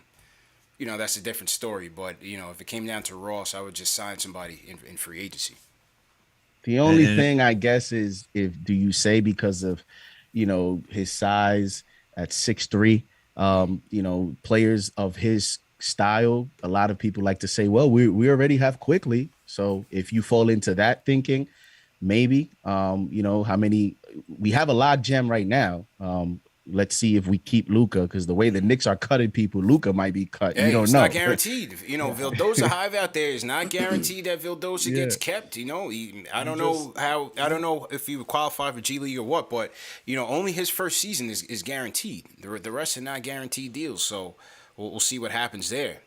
That's why the Summer League is probably one of the most highest anticipated in recent memory, man. That Summer League roster stacked, and a lot of these players some are playing for a roster spot, and others are going to be playing for confidence in Thibodeau to give them minutes heading into training camp. So true See story. what happens there. True story, man. And we're going to take calls in a second. Salute to everybody in the chat. Once again, hit that thumbs up button for you boys. Remember, all the Knicks Fan TV shows are presented to you by Manscaped. Fellas, go to manscaped.com and enter promo code Knicks to get 20% off plus free shipping on your order. Also, remember that this show is available in audio podcast format. So if you're missing it, you gotta go to sleep. You got work in the morning. Forget work. Knicks are more important anyway. But if you have to miss it, shows are available in audio podcast format, all the major podcast platforms. So we're all over the place, man. Make sure you guys are hitting that like button, hit that thumbs up button, and subscribe to the channel. Over 2,000 people here on the check-in. If you guys are new in the chat, leave us a hashtag new. We'll shout you guys out. And as I said, we'll take some calls here. Also, leave us with your wing picks. Who do you feel like you want to start at the wing for the Knicks come the 2021-2022 season? All right, fellas. Let's move into the bigs. It's a great convo so far.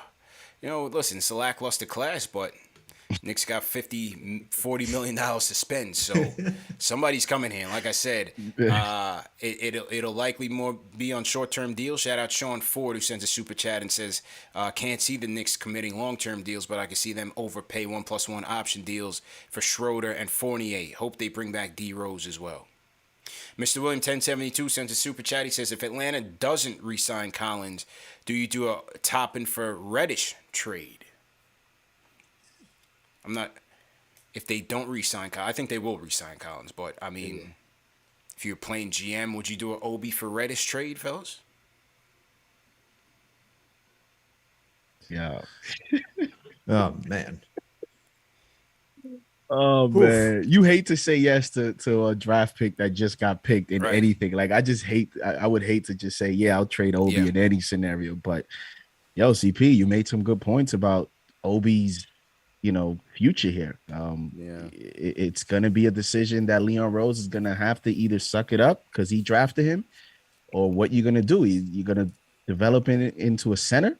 I don't know. Yeah. If I'm moving Obi, that's not the move I'm moving for. That's right. That's what I'm saying, CK. I'm looking for something bigger package deal. I'd rather do Sexton than Reddish if I have to give him. Yep. Agreed. Shout out to team hashtag new IC in the chat.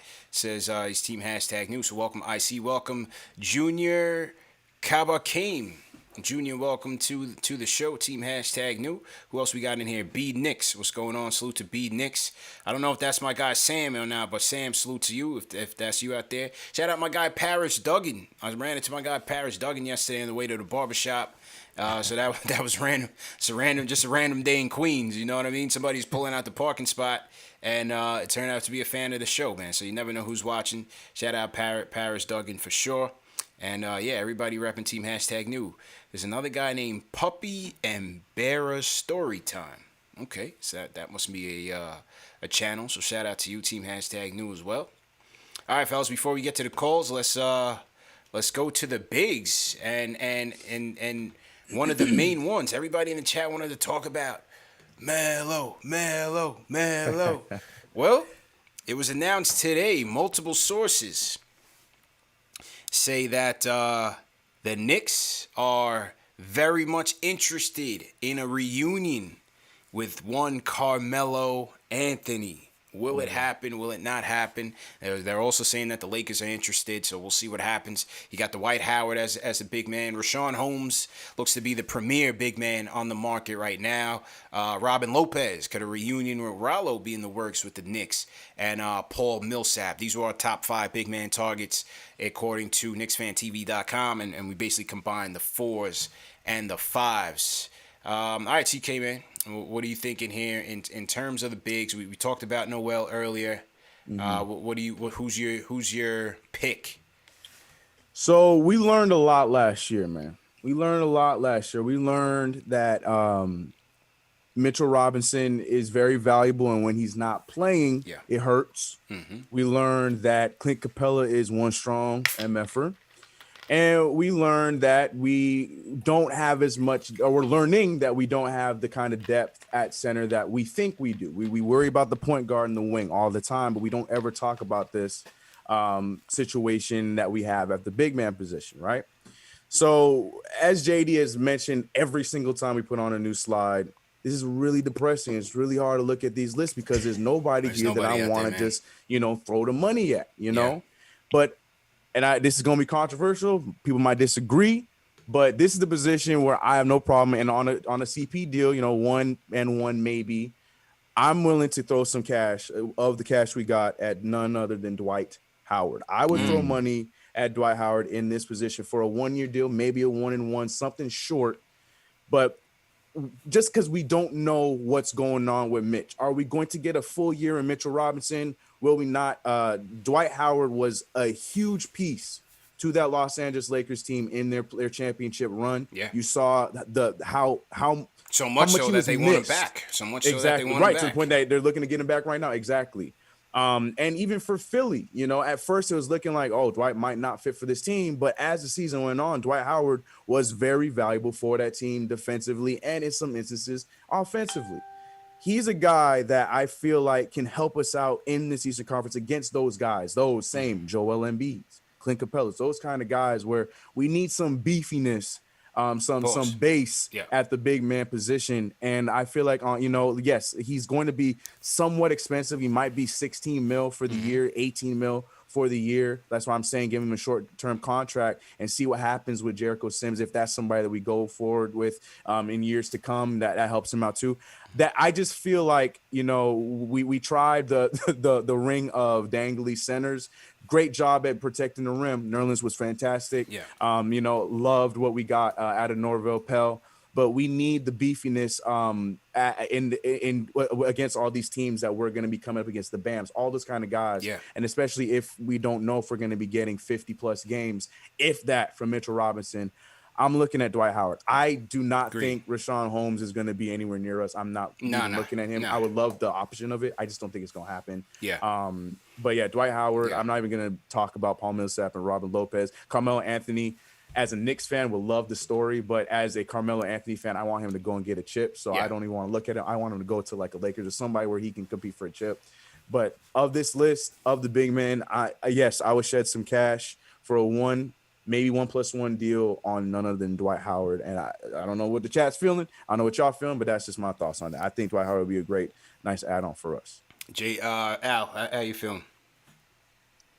I mean, I would love to get Richaun Holmes in this on this team. I think it would be a good Lightning and Thunder type of matchup, or like mix with Mitch or whoever is playing center being a rim protector. If you want to get out in space, run and get somebody who can just get you buckets at the 5. Richaun Holmes is that type of guy.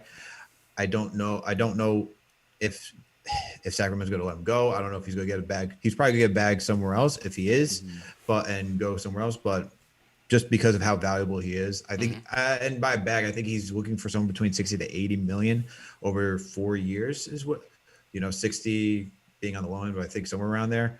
But I'm with CK. Dwight Howard would be that guy just based, and JD touched on it earlier in the programming, is that Tom Thibodeau, what we've seen from his offense is that he doesn't really use the center that much. Ball was never really in Mitch's or Noel's hands. It could also be to the fact that both those guys are not really offensive guys to begin with. They're just more of like rim protector defensive guys. So I think Dwight Howard would be a good backup, especially for Mitch. And if you're talking about him being injured this last season and missing the majority of the games, definitely get a strong guy who can protect the rim at the 5. He's good around the rim. You get that matchup. I think I would look at Robin Lopez. I like that Robin Lopez has a little bit of a mid-range game. He can actually pull his defender away from the basket to open it up for everybody else. So I wouldn't be too upset. Rallo used to have that little turnaround hook going for him too, man. Yep, absolutely. Yeah. And I think that would be even another intriguing aspect. He's not as good as a rebounder as necessarily Dwight, but he does box out, so that's why his numbers aren't up there for Rolo. But either one of those guys would be good for me. We just need someone who's at the 5 that could just back up Mitch, and what we had out in Nerlens Noel this season, just fill in at the starting position if we ever lose Mitch. So either one of those guys is fine for me. JD, what are you thinking, man? Well, CK said it for me, so I'm not going to say it's depressing. It's depressing. It's depressing. But you just did. But hey, we looking for backups here in this realm. You know what I'm saying? I'm telling you, man. We looking for backups in this realm. Jericho Sims? No, I'm just kidding. Yeah. Right. I think, names that you want to consider outside of this is Andre Drummond. That's a no for me. Yeah. Kelly Olynyk is intriguing because if you want to look at spreading the floor. Yeah, I But like again, Olynyk. you like him? Yeah, definitely, Yeah, definitely. But go he, ahead, he could be finish. he could be a bargain deal. Spread the floor when he did play in that finals against the Lakers. The best lineup the Heat had versus the Lakers in that finals was when Kenny Olynyk was playing the center Small ball position. five. It allowed Jimmy Butler to get to the basket more efficiently. So he's an intriguing option. My only concern with that is, as Alex was alluding to, is you just look at all the transactions we've had at center. We have Mitch. We went and got Noel. We drafted Sims, and Norrell Pell. We even gave him a little bit of a non-guaranteed deal at one point before we cut him. But look at his strengths. So based on that, I'm going with Dwight Howard. He's 35 years old, but he still is athletic. He can still run the floor. And if you recall when he played the Knicks against Nerlens Noel, he bodied him in the paint. Yeah, he did. You remember those times in the paint where we couldn't do anything with Dwight Howard for the small minutes that he played. He was a physical presence. Dwight Howard can still cause that in the paint, and for the role that he would play, I think he would be an excellent addition. Again, if you want to talk about maybe Miles Turner, a center that can shoot, or Kelly Olynyk, I would be open to that. Other than that, either you develop a young guy or just go ahead and sign Dwight Howard. Rashawn Holmes is looking for $80 million. Hell no. From what I saw, $20 million per is his target. I view him more in a Montrezl Harrell situation in terms of what he could get. But that's also a risk because look at Harrell now. He's not the same player that he used to be. So I'm concerned that Holmes would get the bag and then, you get to the playoffs, you need more. And if you don't get into the game and you make an immediate impact, then you're not getting minutes. And then what are you paying money for? So I would go with Dwight, and then I would consider outside the list Miles Turner or Kelly Olynyk. Man, oh man, yo, Melo Hive is tight right now. All of you glossed over the Melo thing. Oh man, I would consider. Hey. Listen, I'll consider Melo if we're getting Dame, because the thing is, to me, Melo CP is an emotional signing, right? Yeah. I love Melo, so I would root for him going to the Lakers and getting a ring. Me too. I'm not the biggest LeBron fan, but just too. for his sake, I would only want him to come back and go through. I know he wouldn't go through the same expectations. He's a different player, but I would only want him to come back into this market to hear all this nonsense on social media if we're going to be a contender. If we're not going to compete for a championship, why would you want to put Melo in that situation?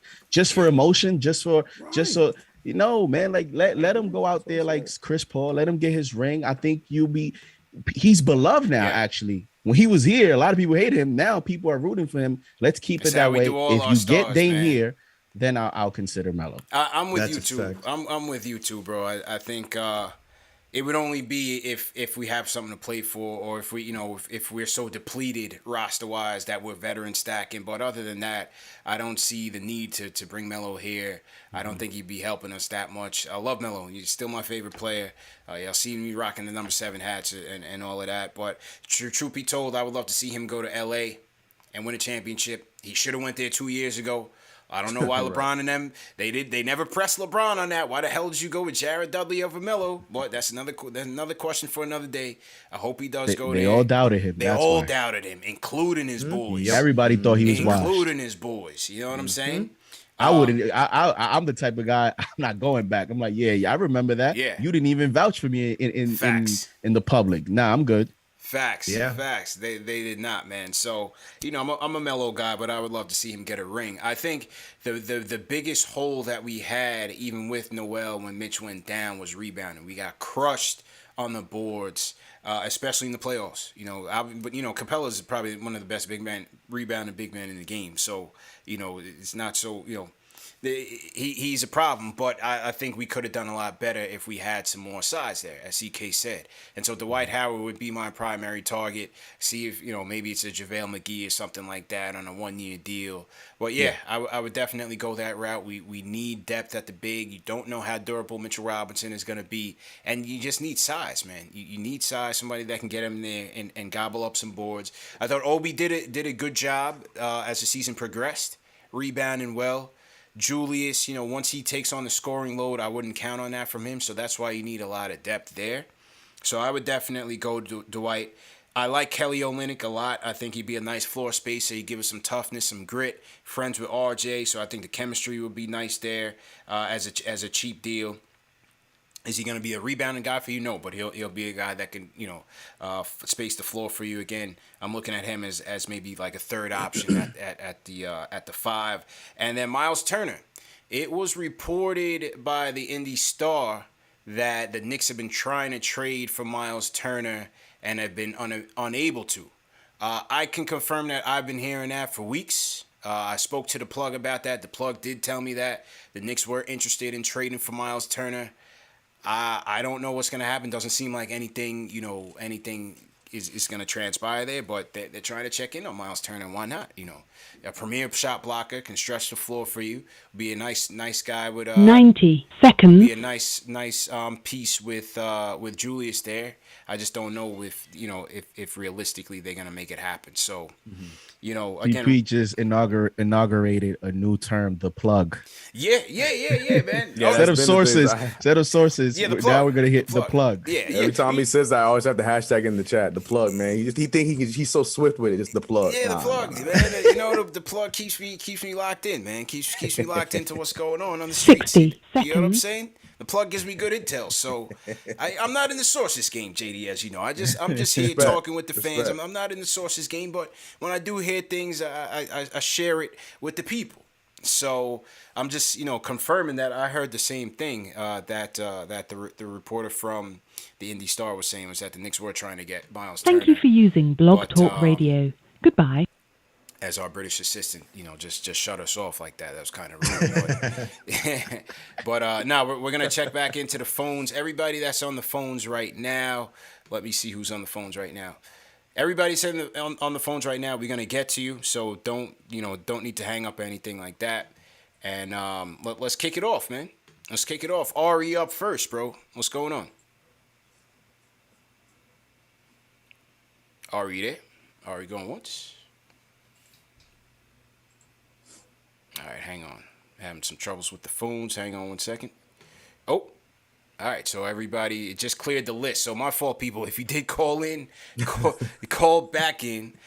Dave, go ahead and start up another episode and let me know when that's ready. And for the callers, go ahead and call back in. Let me see if anybody's on the Discord that we can get to. Let's check in with Fredo. Fredo, you're on the Discord, man. What's going on? Gentlemen. Thanks for taking my call. How you doing, bro?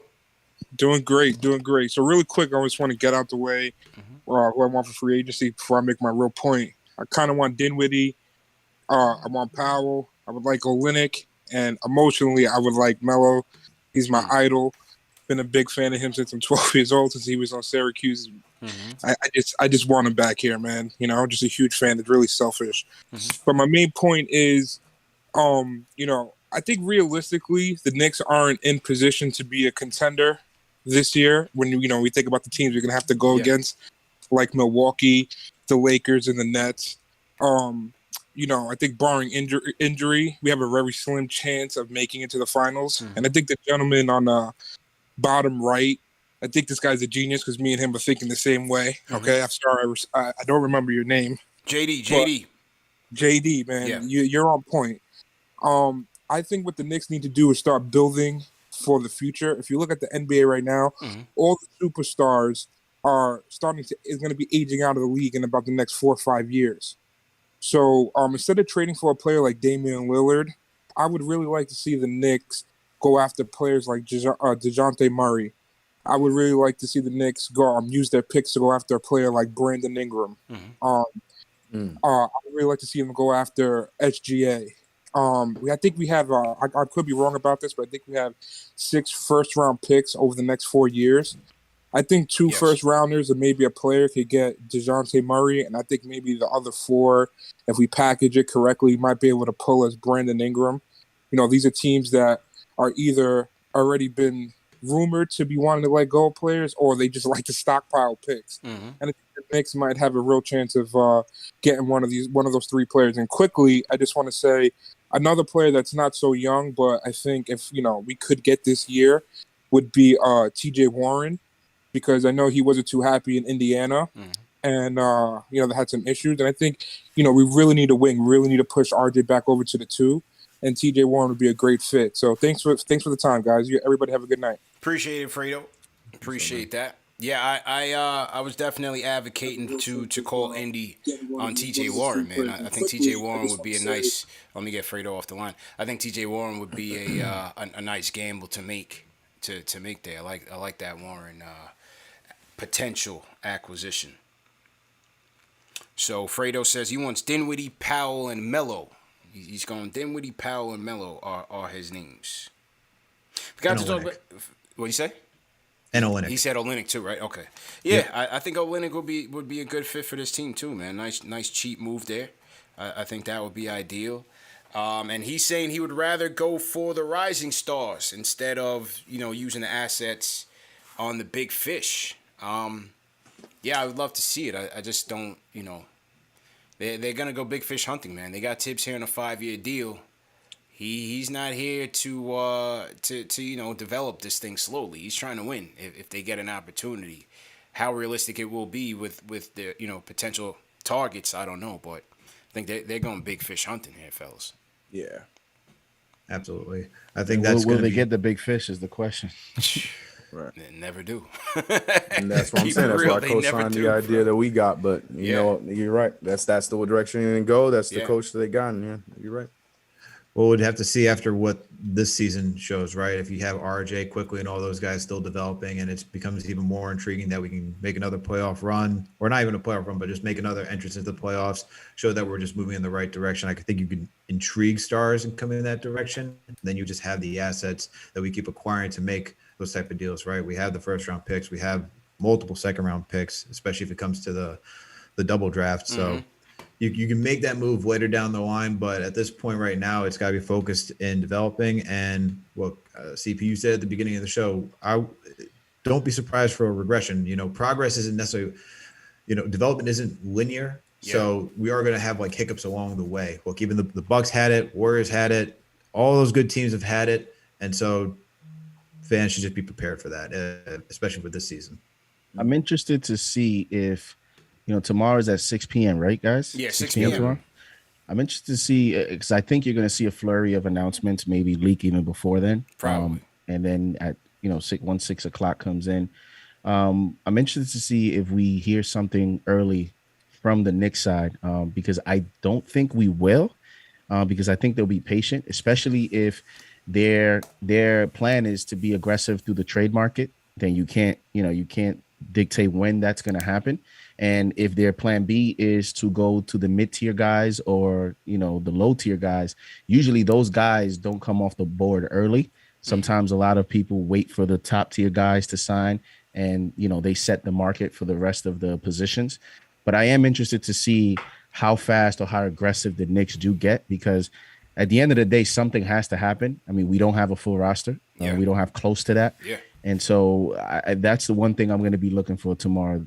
How fast, if anything, we do we do anything tomorrow? So, hey, Burks was a day one signing for us last year, man. So, yeah, you never know. But as you mentioned, the depth chart, man, and this is from the Athletic.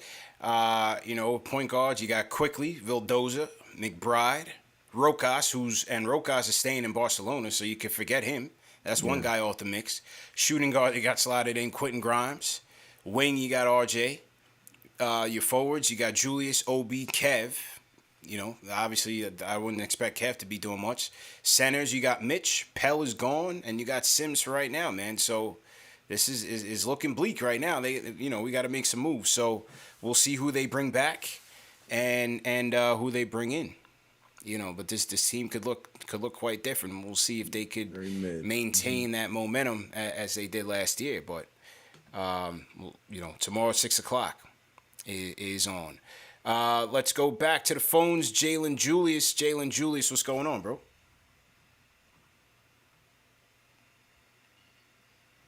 Jalen going once. Jalen going twice.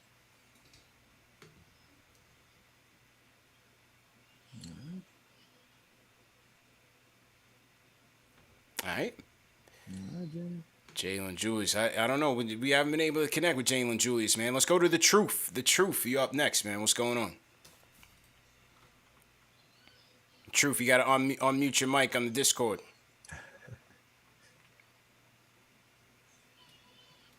Truth. All right, Truth going once. Dave, I'm gonna put him back in the waiting room on the Discord. See if you can hear him. I mean, we heard Fredo fine. Papa Left, you up next. Papa Left, what's going on?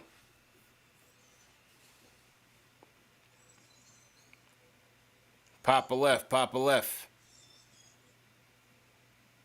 Yeah, I don't know what's going on with the Discord. We just had Fredo going on in the Discord. Yeah. Sounded great too. Yeah. All right, Papa Left, I'll put you back in the screening room. Let me get the phones back going because we had some people waiting. Salute to everybody in the chat. Once again, hit that thumbs up button for you boys. Free agency preview show. What will the orange and blue do? Let's start the phones up. We'll be back live tomorrow, 6 p.m. Eastern time, so make sure you check in.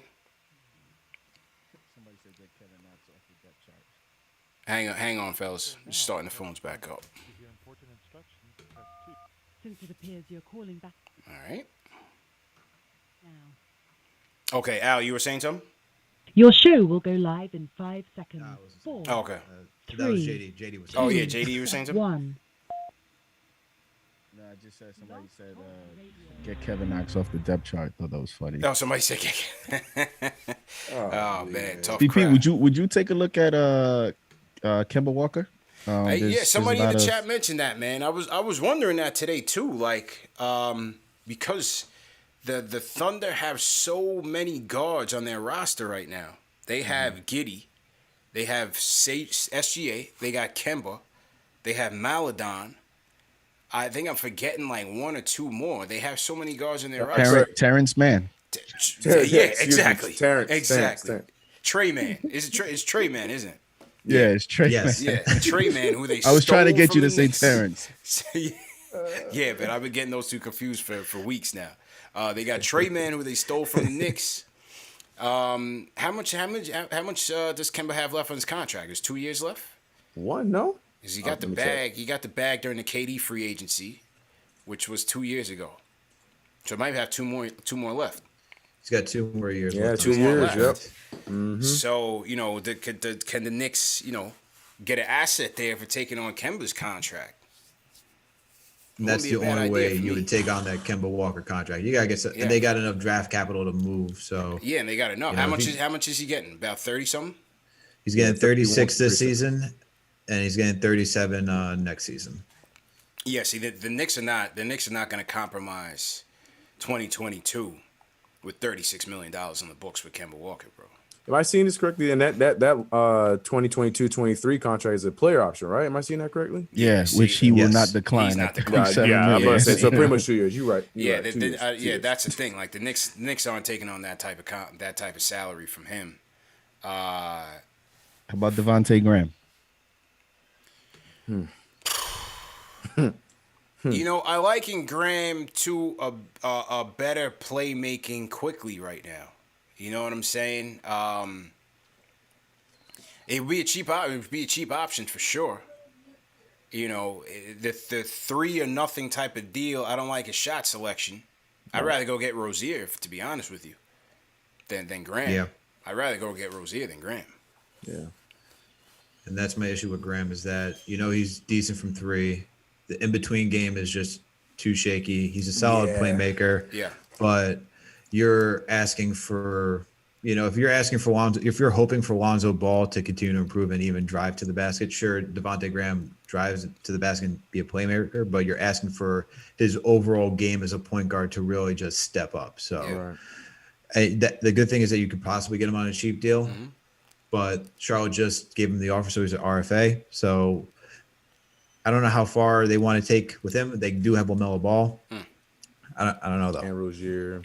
Yeah. And Rozier. Let me shout out the super chats. Parrish Duggar sent a super chat. He says 2 big free agents should be Lowry or Dinwiddie and Fournier on the cheap. Definitely Melo to help the youth and Howard Sexton if a trade. Shout out Parrish Duggar. Dre Blanco says I would like the Knicks to trade for Mo Bamba. All right. I don't think they moving Mo, man. Yeah. You can see Jamal Mosley looks like he's excited to have Mo Bamba, man. I don't know if they moving him. Yeah. And Dre says trade Obi and Knox for Mo Bamba and Gary Harris. What you think? I don't think they're moving him. Trade Obi for Mo Bamba? Yeah. Gary That's not the Harris. movie. I'm good. That's not the movie. I wouldn't right. do that. Right. Gary Harris like 3 years ago. Yeah. I know, right? Yeah, he was one of my favorite players, but yeah, he's not there no more, man. I'm not trading Obi unless I'm getting someone that's starting. Yeah. Like Yep. I'm not going to trade Yeah. a lottery pick just because he's not in the perfect situation and just give him away. I'm not doing that to bring someone just to contribute off the bench. You might as well go a different route. I'm not doing that. Yeah, I'm not giving away Obi for nothing or for like another project. It would have to be in a bigger deal.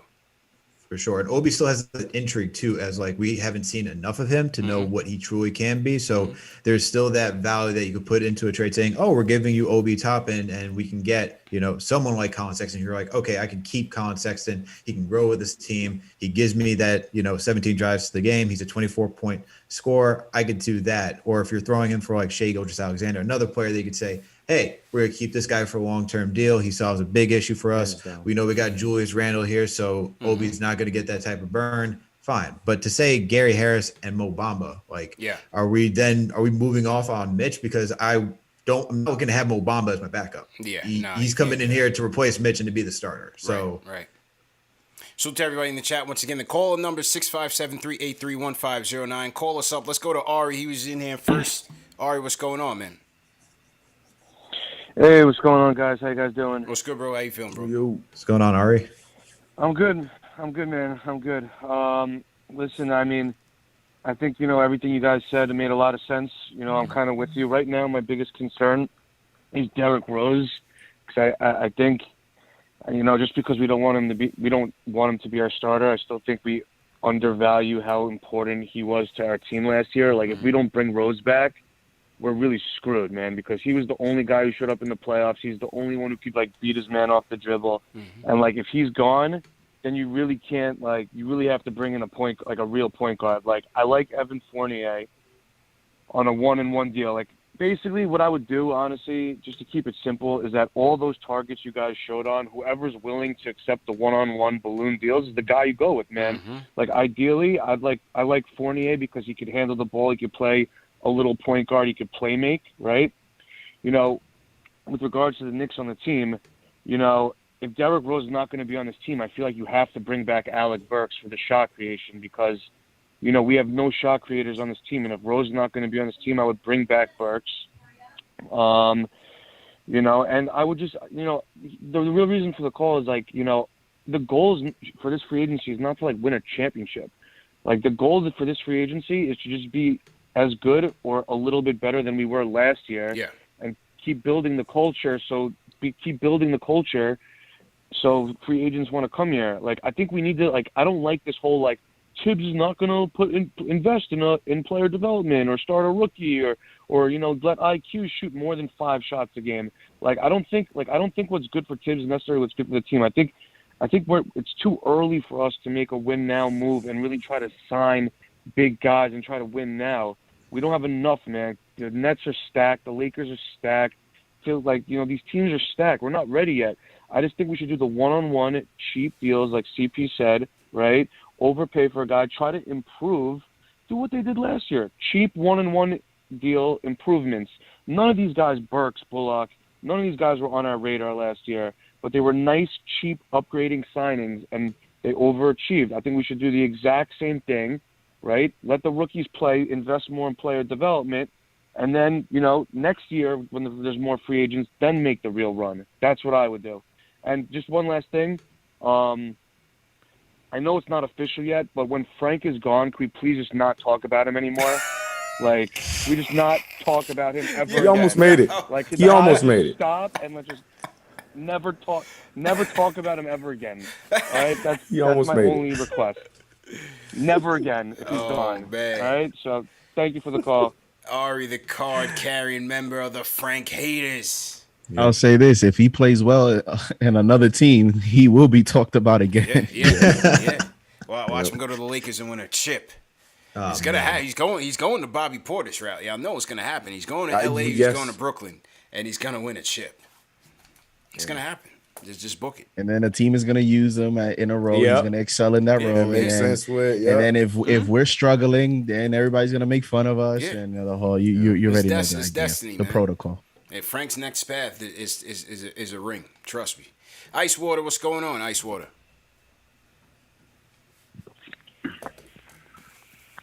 Hey, what's going on? What's going on? Chillin', bro. What's going on? Hey, yeah, listen.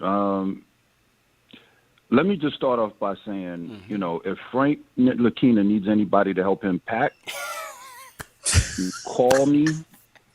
Right? You know, I'm not into helping dudes with their, you know, packing and stuff like that. But Frank, I would help that dude pack. I'd take his luggage, whatever he got to do to get the hell out of town. I'd help him with that. I am so glad. Thursday after the draft, I was all depressed and everything. Man, I am so happy. I don't got to talk about Frank Lakina anymore. Oh my God. The Frank haters They're coming out, CP. Coming back. God, yo, oh happy day, man. Let me tell you. Anyway, right? Let me calm down because I'm so happy. I really like. I really want to do the Sexton trade. I think getting Sexton would be the ideal move. I think Sexton is really underrated. I think. There's a lot of haters on him because he's playing with Cleveland. I don't think you really see his full potential because he's playing with the Cavs. I think if we're going to make a trade, I would like to get Sexton.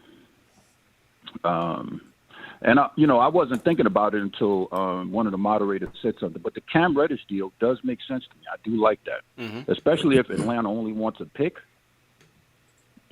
Yeah.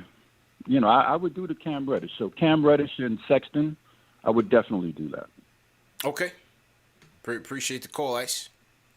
Ice. All right. Yeah. Appreciate it, bro. Thanks. Ice, a card-carrying member of the Frank haters. Happy as hell right now, man.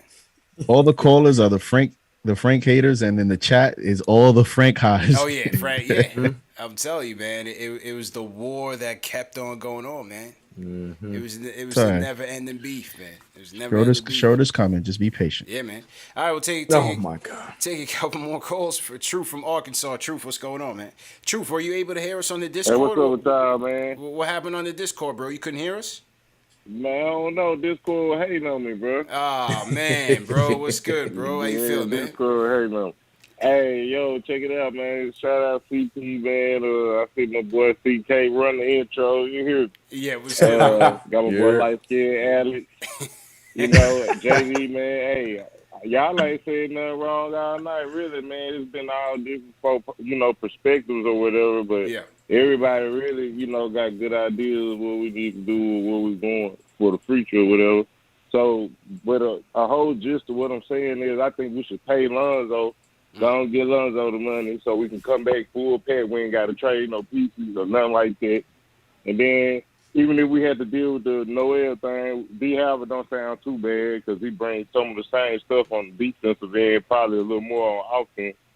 And then on another note, I want to see Melo win that ring, so we might well go to the Lakers or something. But that's my favorite player, just like everybody else. So, but I'm mad my boy Frank gone, man. They hating on Frank, but man, Frank, we got one. All right. Man, Frank was a dog. Man. He was a dog. Oh man, already true. Appreciate the call, bro. Already. All right, man. All right, so we got one. We got one for the Frank Hive. One. Yeah, That's he's never gonna go away, CP. He's never gonna go away. Truth repping the Frank Hive all the way in Arkansas. Okay. All right, let's go, man. Couple more. Let's go to Hassan from Brooklyn. Hassan, who's your free agent picks, man? What's good? How y'all doing? Good, man. How you doing, bro? Nah, I love the podcast. I ain't gonna hold you. I joined the podcast probably 6 months ago. Watching y'all and everything. Y'all doing a good job. Appreciate it, man. Welcome to the show, bro. Yeah, definitely. My pick so far that I'm looking forward to. My free agents that I'm looking forward to is Lonzo. Lonzo, like, honestly, he's young. I understand that, you're saying that, Chicago that's one of the front runners of him getting signed there. I don't know if they trying to do a sign and trade, but he said that, yes, I remember I said that he's not trying to go with New Orleans any matches that they trying to do. Am I correct? Yeah, well, Yeah, yeah. they're not According to Ian Begley, it doesn't seem like the Pelicans are going to match any deal for Lonzo. Okay. Yeah, and the Duncan Robinson, I heard that. The Duncan Robinson mentioned. That was an honorable mention because, when I was watching the Lakers and the Miami Heat finals, that dude was so annoying, bro. I was getting, and I'm a big LeBron fan, so anytime I saw him, like he was, he reminded me of like a Ray Allen. Like, he was always like he scrambles off the ball when he's on. Yeah, he's the scrappy, Celtics. man. He's a scrapper, a knockdown shooter, bro. Yeah, definitely. So is Lonzo for long term, obviously, because again, like I said, you gotta be looking forward to the future so far as rebuilding like the whole franchise and like the team and everything. So I was looking forward for him to be the starter. Duncan Robinson, if you could get him, so far as probably a trade or if you could get him signing.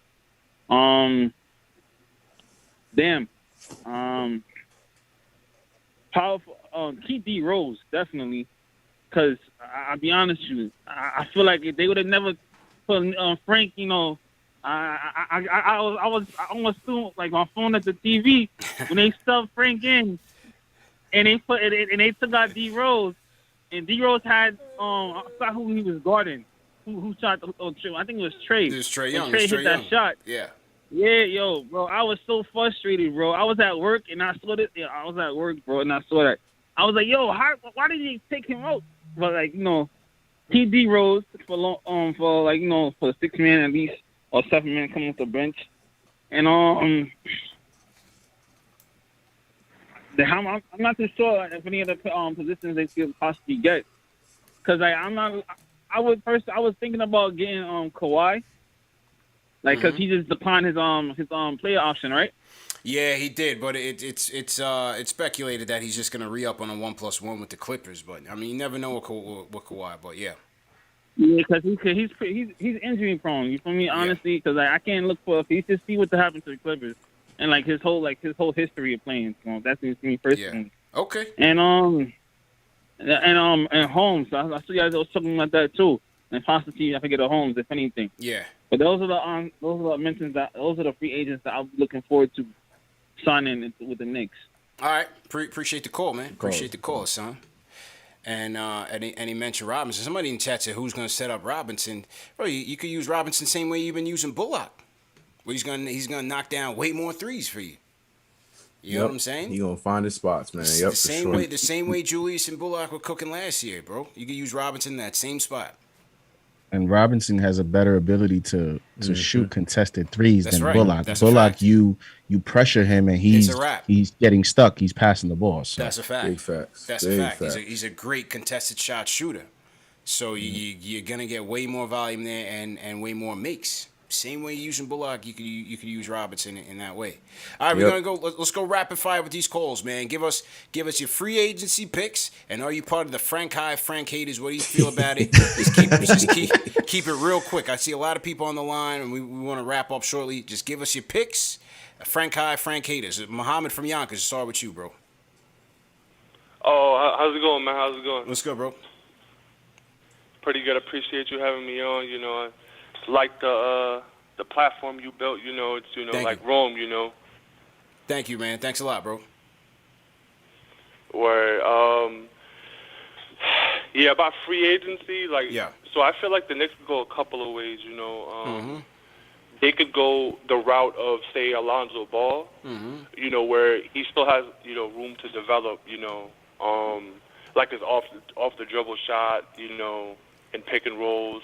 He's a great playmaker already, but is he going to help us win the championship? And if we invest years into players like him, Norman Powell, who are great role players, but, looking at free agency like in 2023, guys like Kyrie, I think Steph, they're unrestricted free agents where those guys, they're difference makers. Like if we get one of those guys, Whereas if we get, say, Lonzo or, rapid fire.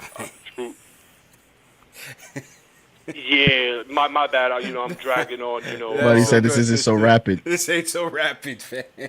It's all good. It's your first time, Muhammad. Go ahead, bro. Yeah, well, I appreciate that, but yeah, I feel like the Knicks they have to get players that are gonna help us win championships. Like, because if we invest money into, like, good role players, then it might be a negative for our team. Okay. All right. Appreciate the call, man. Appreciate the call. We're just gonna run through it, man. Rapid fire with your picks, man. Give me your free agency picks. Frank High, Frank Hater. Let's go. Will from Connecticut. Let's go. Yo, what's up, boys? What's good? So I got 5 free agents, right? All right, ready. So first one, the guard, bring back Tim Hardaway Jr. Okay. Second, I saw Andre Iguodala. His contract got turned on. Started bringing some veteran mental toughness. And then the third, I've seen reports that JJ Redick would want to come back or would want to come to New York. And then for the 2 bigs, take a flyer on Lauri Markkanen. And then just for some fun offensive center, bring back Enes Kanter on a 1 or 2 year deal. All right. I think out of those, I bring back none of them. Appreciate the call, man.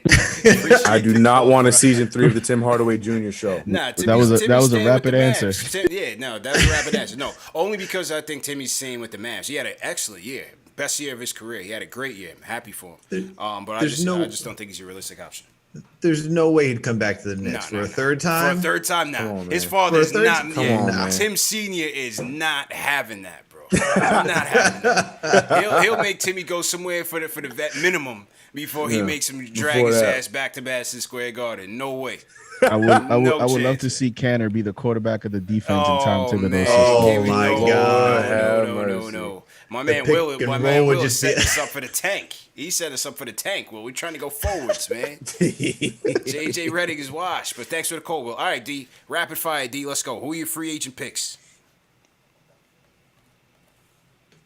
Oh, D going once. D going twice. Yeah, no, I'm here. All right, here you go. Yeah, I think, I think we talked about it before. I think a sleeper that, it all depends on which way we go. They're talking about the point guards, Sexton, Lonzo, or Lowry. Each one, has their pros and cons. I think that, the only thing that I think that Lonzo has on the other two is the fact that I think that he would handle the media in New York better than the other two, just because of all the madness his dad already put him through. But if they go the cheap route, I think, like I said, we touched on this before. I think they should bring in Cameron Payne and try to get that boy from Sacramento, Rashawn Holmes. Okay. I think Holmes would be good for us, and I know we have Mitch and like Boogie says, Tarzan, but I think Rashawn Holmes would be good. Okay. Appreciate the call, man. So he's going Rashawn Holmes. All right, Jeff from Maryland, what's good? Rapid fire. Who do you want to bring back? Who are your free agent targets? What's up, guys? Yeah, my main people, I think we run it back. We go get Rose again. We get Burks again. Short-term deals, hopefully. We get a better starting point guard, Alfred Payton's available, so we could always do that. Yeah, there's a lot of good players. I think we could actually sign down and make our team better. Okay. I think Lonzo would be a great addition. But I love the idea of Duncan Robinson on this team replacing Reggie Bullock. I think that'd be probably one of the better signings. All right. Appreciate the call, Jeff. Appreciate the call, man. Talk to you tomorrow, man. All right, let's go. Josh from New York. Go ahead, man. Rapid fire. Who's your picks? Hey, what's up, boss? How y'all doing? Good, man. How you doing? I think we should do some deals on buyouts. I feel like we're just skipping over the buyouts. I see if I know OKC wanted to maybe get Kemba Walker if they buy him out. We can also look at Eric Bledsoe if he gets bought out. With the Franco thing, I think Frank goes to Milwaukee. Maybe wins a chip with Giannis. I think that would be a great fit for him. Milwaukee. I'd say for center pieces, Dwight Howard would definitely be a great signing. I say if we do something, if we want to get rid of Knox, maybe put that together with a second rounder, get Mason Plumlee. I think that's a great cheap option for a year or two. Okay. John Wall's another buyout that we can look at into. That sounds like a good deal as well. But with signees, I would only try to put money into Evan Fournier on a good deal. Okay. Just because I feel like he would fit the system. But I think one last thing too. I think maybe a Buddy Hield trade if we offer something, and we get the right deal for him. I feel we can pull the plug on that too. All right, appreciate the call, man. Appreciate the call. Did somebody say Elfrid Payton? Bro, that's why I glossed over. Am I bugging? No, you were not bugging. Did the last caller say he wanted to bring the back second to Payton, last caller or said just say he Payton wanted is to move on available. from Payton? If Payton he's going to be very available. I think but that not was for a us. test. I think he was trying to cross us up, and he got us, man. He got us, bro. I'm like, He wait. slipped that in. Everybody fell for the okie doke. I didn't. I glossed over that one, man. Wow. My man said, "Bring back Elf, man." Yeah, it went right over my head. Whoa. All right. Couple more before we go. Rapid fire, people. Definitely enjoy talking to the people. Rapid fire. We got another show tomorrow at 6:00, man. You can call in and elaborate on everything you want to elaborate on. Rapid fire. All right, here we go. We're gonna go with let's go Jamie from the Bronx, man. Who are you bringing back? Who do you want to bring in? Yeah, I just want to say shout out to all you guys. Let's Good go. looking being out there. Yes, sir. Nick Diehard fan right here. Let's you know get what it. I'm saying? Let's get it, bro. I'm not bringing back Peyton. Okay. He didn't show up. I don't want anyone that gets hurt. We shouldn't be bringing back non-doable players. I'm tired of paying guys that are hurt or a shell of what they used to be. Mm-hmm. So if I had to pick an older dude, I'm gonna pick Melo, come back because he's from New York, and you could bring Dame Lillard with him, and no one else. Let's bring the rookies up and let's see what we got. If you're not gonna bring them, then bring Lonzo. If you're not gonna bring Lonzo, then bring Kyrie. Otherwise, let's just rock with what we have, do another year, and then get that big free agent next year. Appreciate the call, man. Appreciate the call. Jason from Buffalo, man. We're gonna go two more. Jason from Buffalo, what's going on? Yo, what's up, my guys? How's What's everybody doing tonight? Good. Yo, what's up? I'm not going to take up too much time, man. No, I just want to no say I think the New York Knicks should definitely sign Lonzo Ball. Lonzo Ball should be signed. I mean, we need a young point guard. A point guard has always been our issue. We've been looking for a point guard since Walt Frazier. Yeah. So point guard should definitely be something we need. We need Duncan Robinson to space the floor, be a three-point shooter, bring back Derrick Rose, and let's play ball. I mean, we need a young guy. We need to go young. Kyle Lowry's too old now. We need young guys on the team. Let's go. Jason, that's what I'm Let's talking go, about, baby. rapid fire, man. Let's go. Just spit it. The last guy was talking about Kyrie. Okay. Are they trolling us tonight, I was bro? like, we just gonna let that go. Are they trolling right now? Yo, we gotta screen these callers, man. What's going on tonight, man? Dave, are they trolling right now, Dave? Yo, we giving them Yo, all Kyrie. these options. They Hey, talking man. about Elf. They talking about Kyrie. Listen, man, we welcome Oh, all man. callers, but I mean, Yo, somebody said the calls have been as rapid as Tom Thibodeau's offense. yes, it has. It's been as rapid as the pace of play by the Knicks. Oh man! All right. Let's see. I was about to explode. I'm like, what? Oh man! Right, All right, Tom from Huntington, you up next, man? Rapid fire. Who do you want to bring back, and who are your free agent picks? All right. First, sign Lonzo. Okay. Trade for Colin Sexton. Try to get Kelly Olynyk. Okay. And as far as Frank goes, I would take him to the airport, but he'd probably pull a hamstring on my way to pick him up. Thanks for the call. Love you guys. Keep doing what you're doing. Tom from Huntington. That's what I'm talking about. Rapid fire, baby. Rapid He was fire. the only one. He was the only one to remember the Frank. If you're a Frank, right? Frank hater. Yeah, he was the only one. And throwing some bars at the end, man. I like that. No disrespect to Frank, man. I like Frank. He's a good kid, man. But it's just the whole Frank high versus Frank haters beef. It's nothing personal with Frank, man. And he doing some realistic joints. He wanted to sign Lonzo. I don't know if they would trade for Lonzo and trade for Sexton and do Lonzo at the same time. But Olynyk. I think that'd be a really good pairing. If people are worried about Lonzo not being able to drive, you got Colin Sexton who does that. If you need someone to just help connect, do what they say out in Sacramento for Halliburton. Right. Lonzo can fill that role, and then you have Colin Sexton who can just score, get you buckets, do all those other things. They kind of offset each other, so Facts. that'd be a nice pairing. Yeah. All right, man. Angel from Philly, rapid fire, bro. Who are you bringing back? Who do you want? Rapid fire, Angel. Let's go. All right, cool. So I'm bringing back Burks. I'm bringing back Rose as well. Okay. I'm a Frank heater. You know, like what's his name? Everybody. Like they said, that's my rookie. He is Frank too. He is garbage. He has to get out of here. I don't want to see him no more. All right. So Frank, you got to go. Now, as far as free agency, go get Lonzo, man. That boy got IQ, and he's a great player. And I like Gary Trent Jr. Now, if it's trades, I like Duncan Robinson, and I would look into Buddy Hield as well, and maybe a T.J. Warren. And that's just what I think, bro. But Appreciate no more bro. Frank, man. Please, I'm just done with it. All right, man. Talk to you tomorrow, man. Appreciate it. All right, we're gonna close the show with Papa Left. Papa Left, man. What are you doing? All right, What are you doing? We're bringing back Theo on the 10-year, $10 mil CK contract. Lifetime contract. We're doing Taj. We're doing Taj. We're bringing back Derrick Rose. Okay. We're going to Alec Burks first, giving him priority, asking him, do you want to do the 1-and-1 again? If not, we give more money to Evan Fournier. I can't believe CP you suggested Schroeder and Fournier as our off-season like you're I did not Alonzo. suggest. I said I Alonzo Harris predict. at the end of training day in the Schroeder streets would is never incredible. be a suggestion.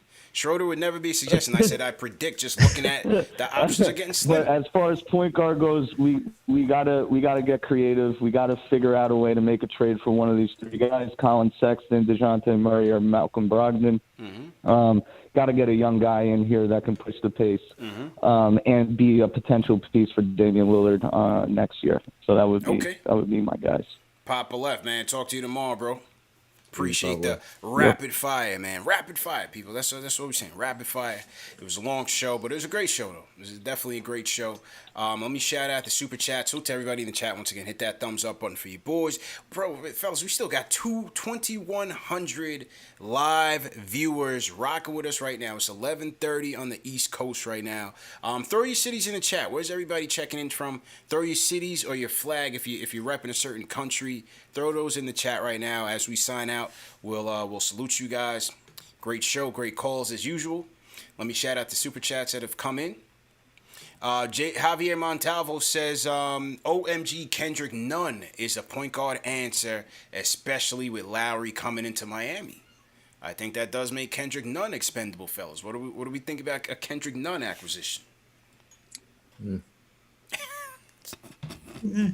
Be okay.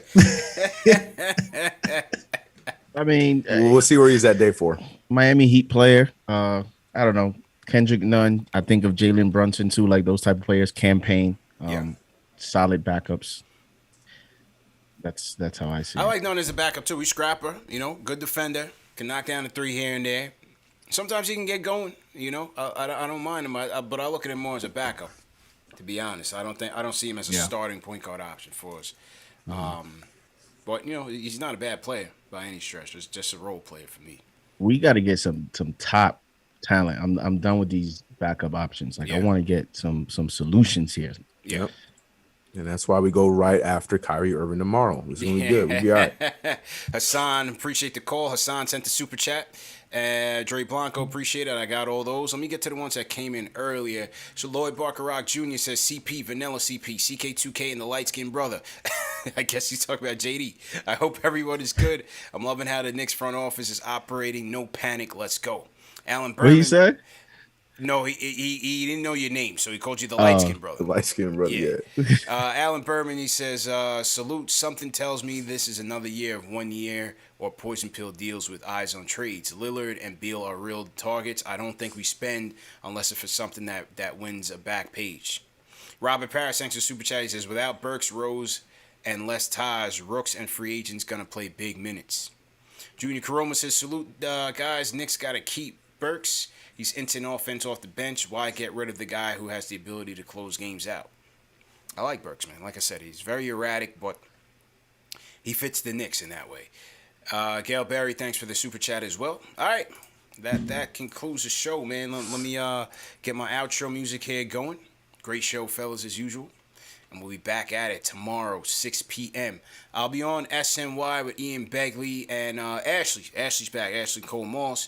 That's at 12 o'clock on SNY's YouTube channel, so make sure you guys tune in for that. And then 6 o'clock, we back at it, man. Live reactions to everything that goes down on the first day of free agency. See what happens. You know, the fans have weighed in. Not so rapid fire, but still, you know, made an effort. We appreciate that. And we'll see what the Knicks do, man. CK, go ahead and sign out, man. Let the people know where they can find you, bro.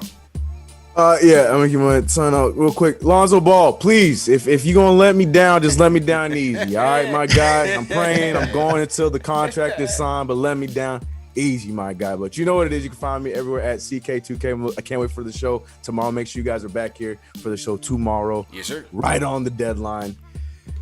I'm scared. Yes, sir. Stratocaster, what are you thinking, man? Yo, salute to Knicks Nation, first and foremost. And salute to all the mods.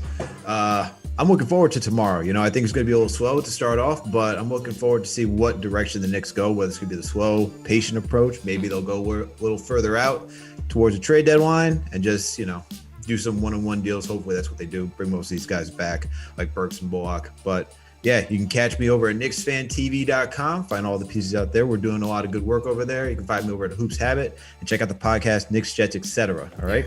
Yes, sir. JD? First, want to say salute to the chat. Thank you, guys. This was, to me, an amazing show. It was entertaining show, and you guys were a big part of that, so salute. And, you know, tomorrow, as soon as 6 o'clock hits, I'm going to be checking Twitter to see who's going to be trending more. Is it going to be CK2K or Lonzo Ball?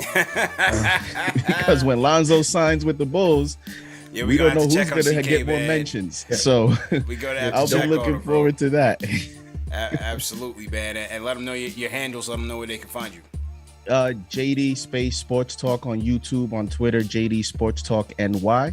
And let's get ready for tomorrow. Yeah, man. And yo, we got life for it for CK. Don't worry. Yeah, it's man. all good, everyone. Yeah. We got to check in on CK.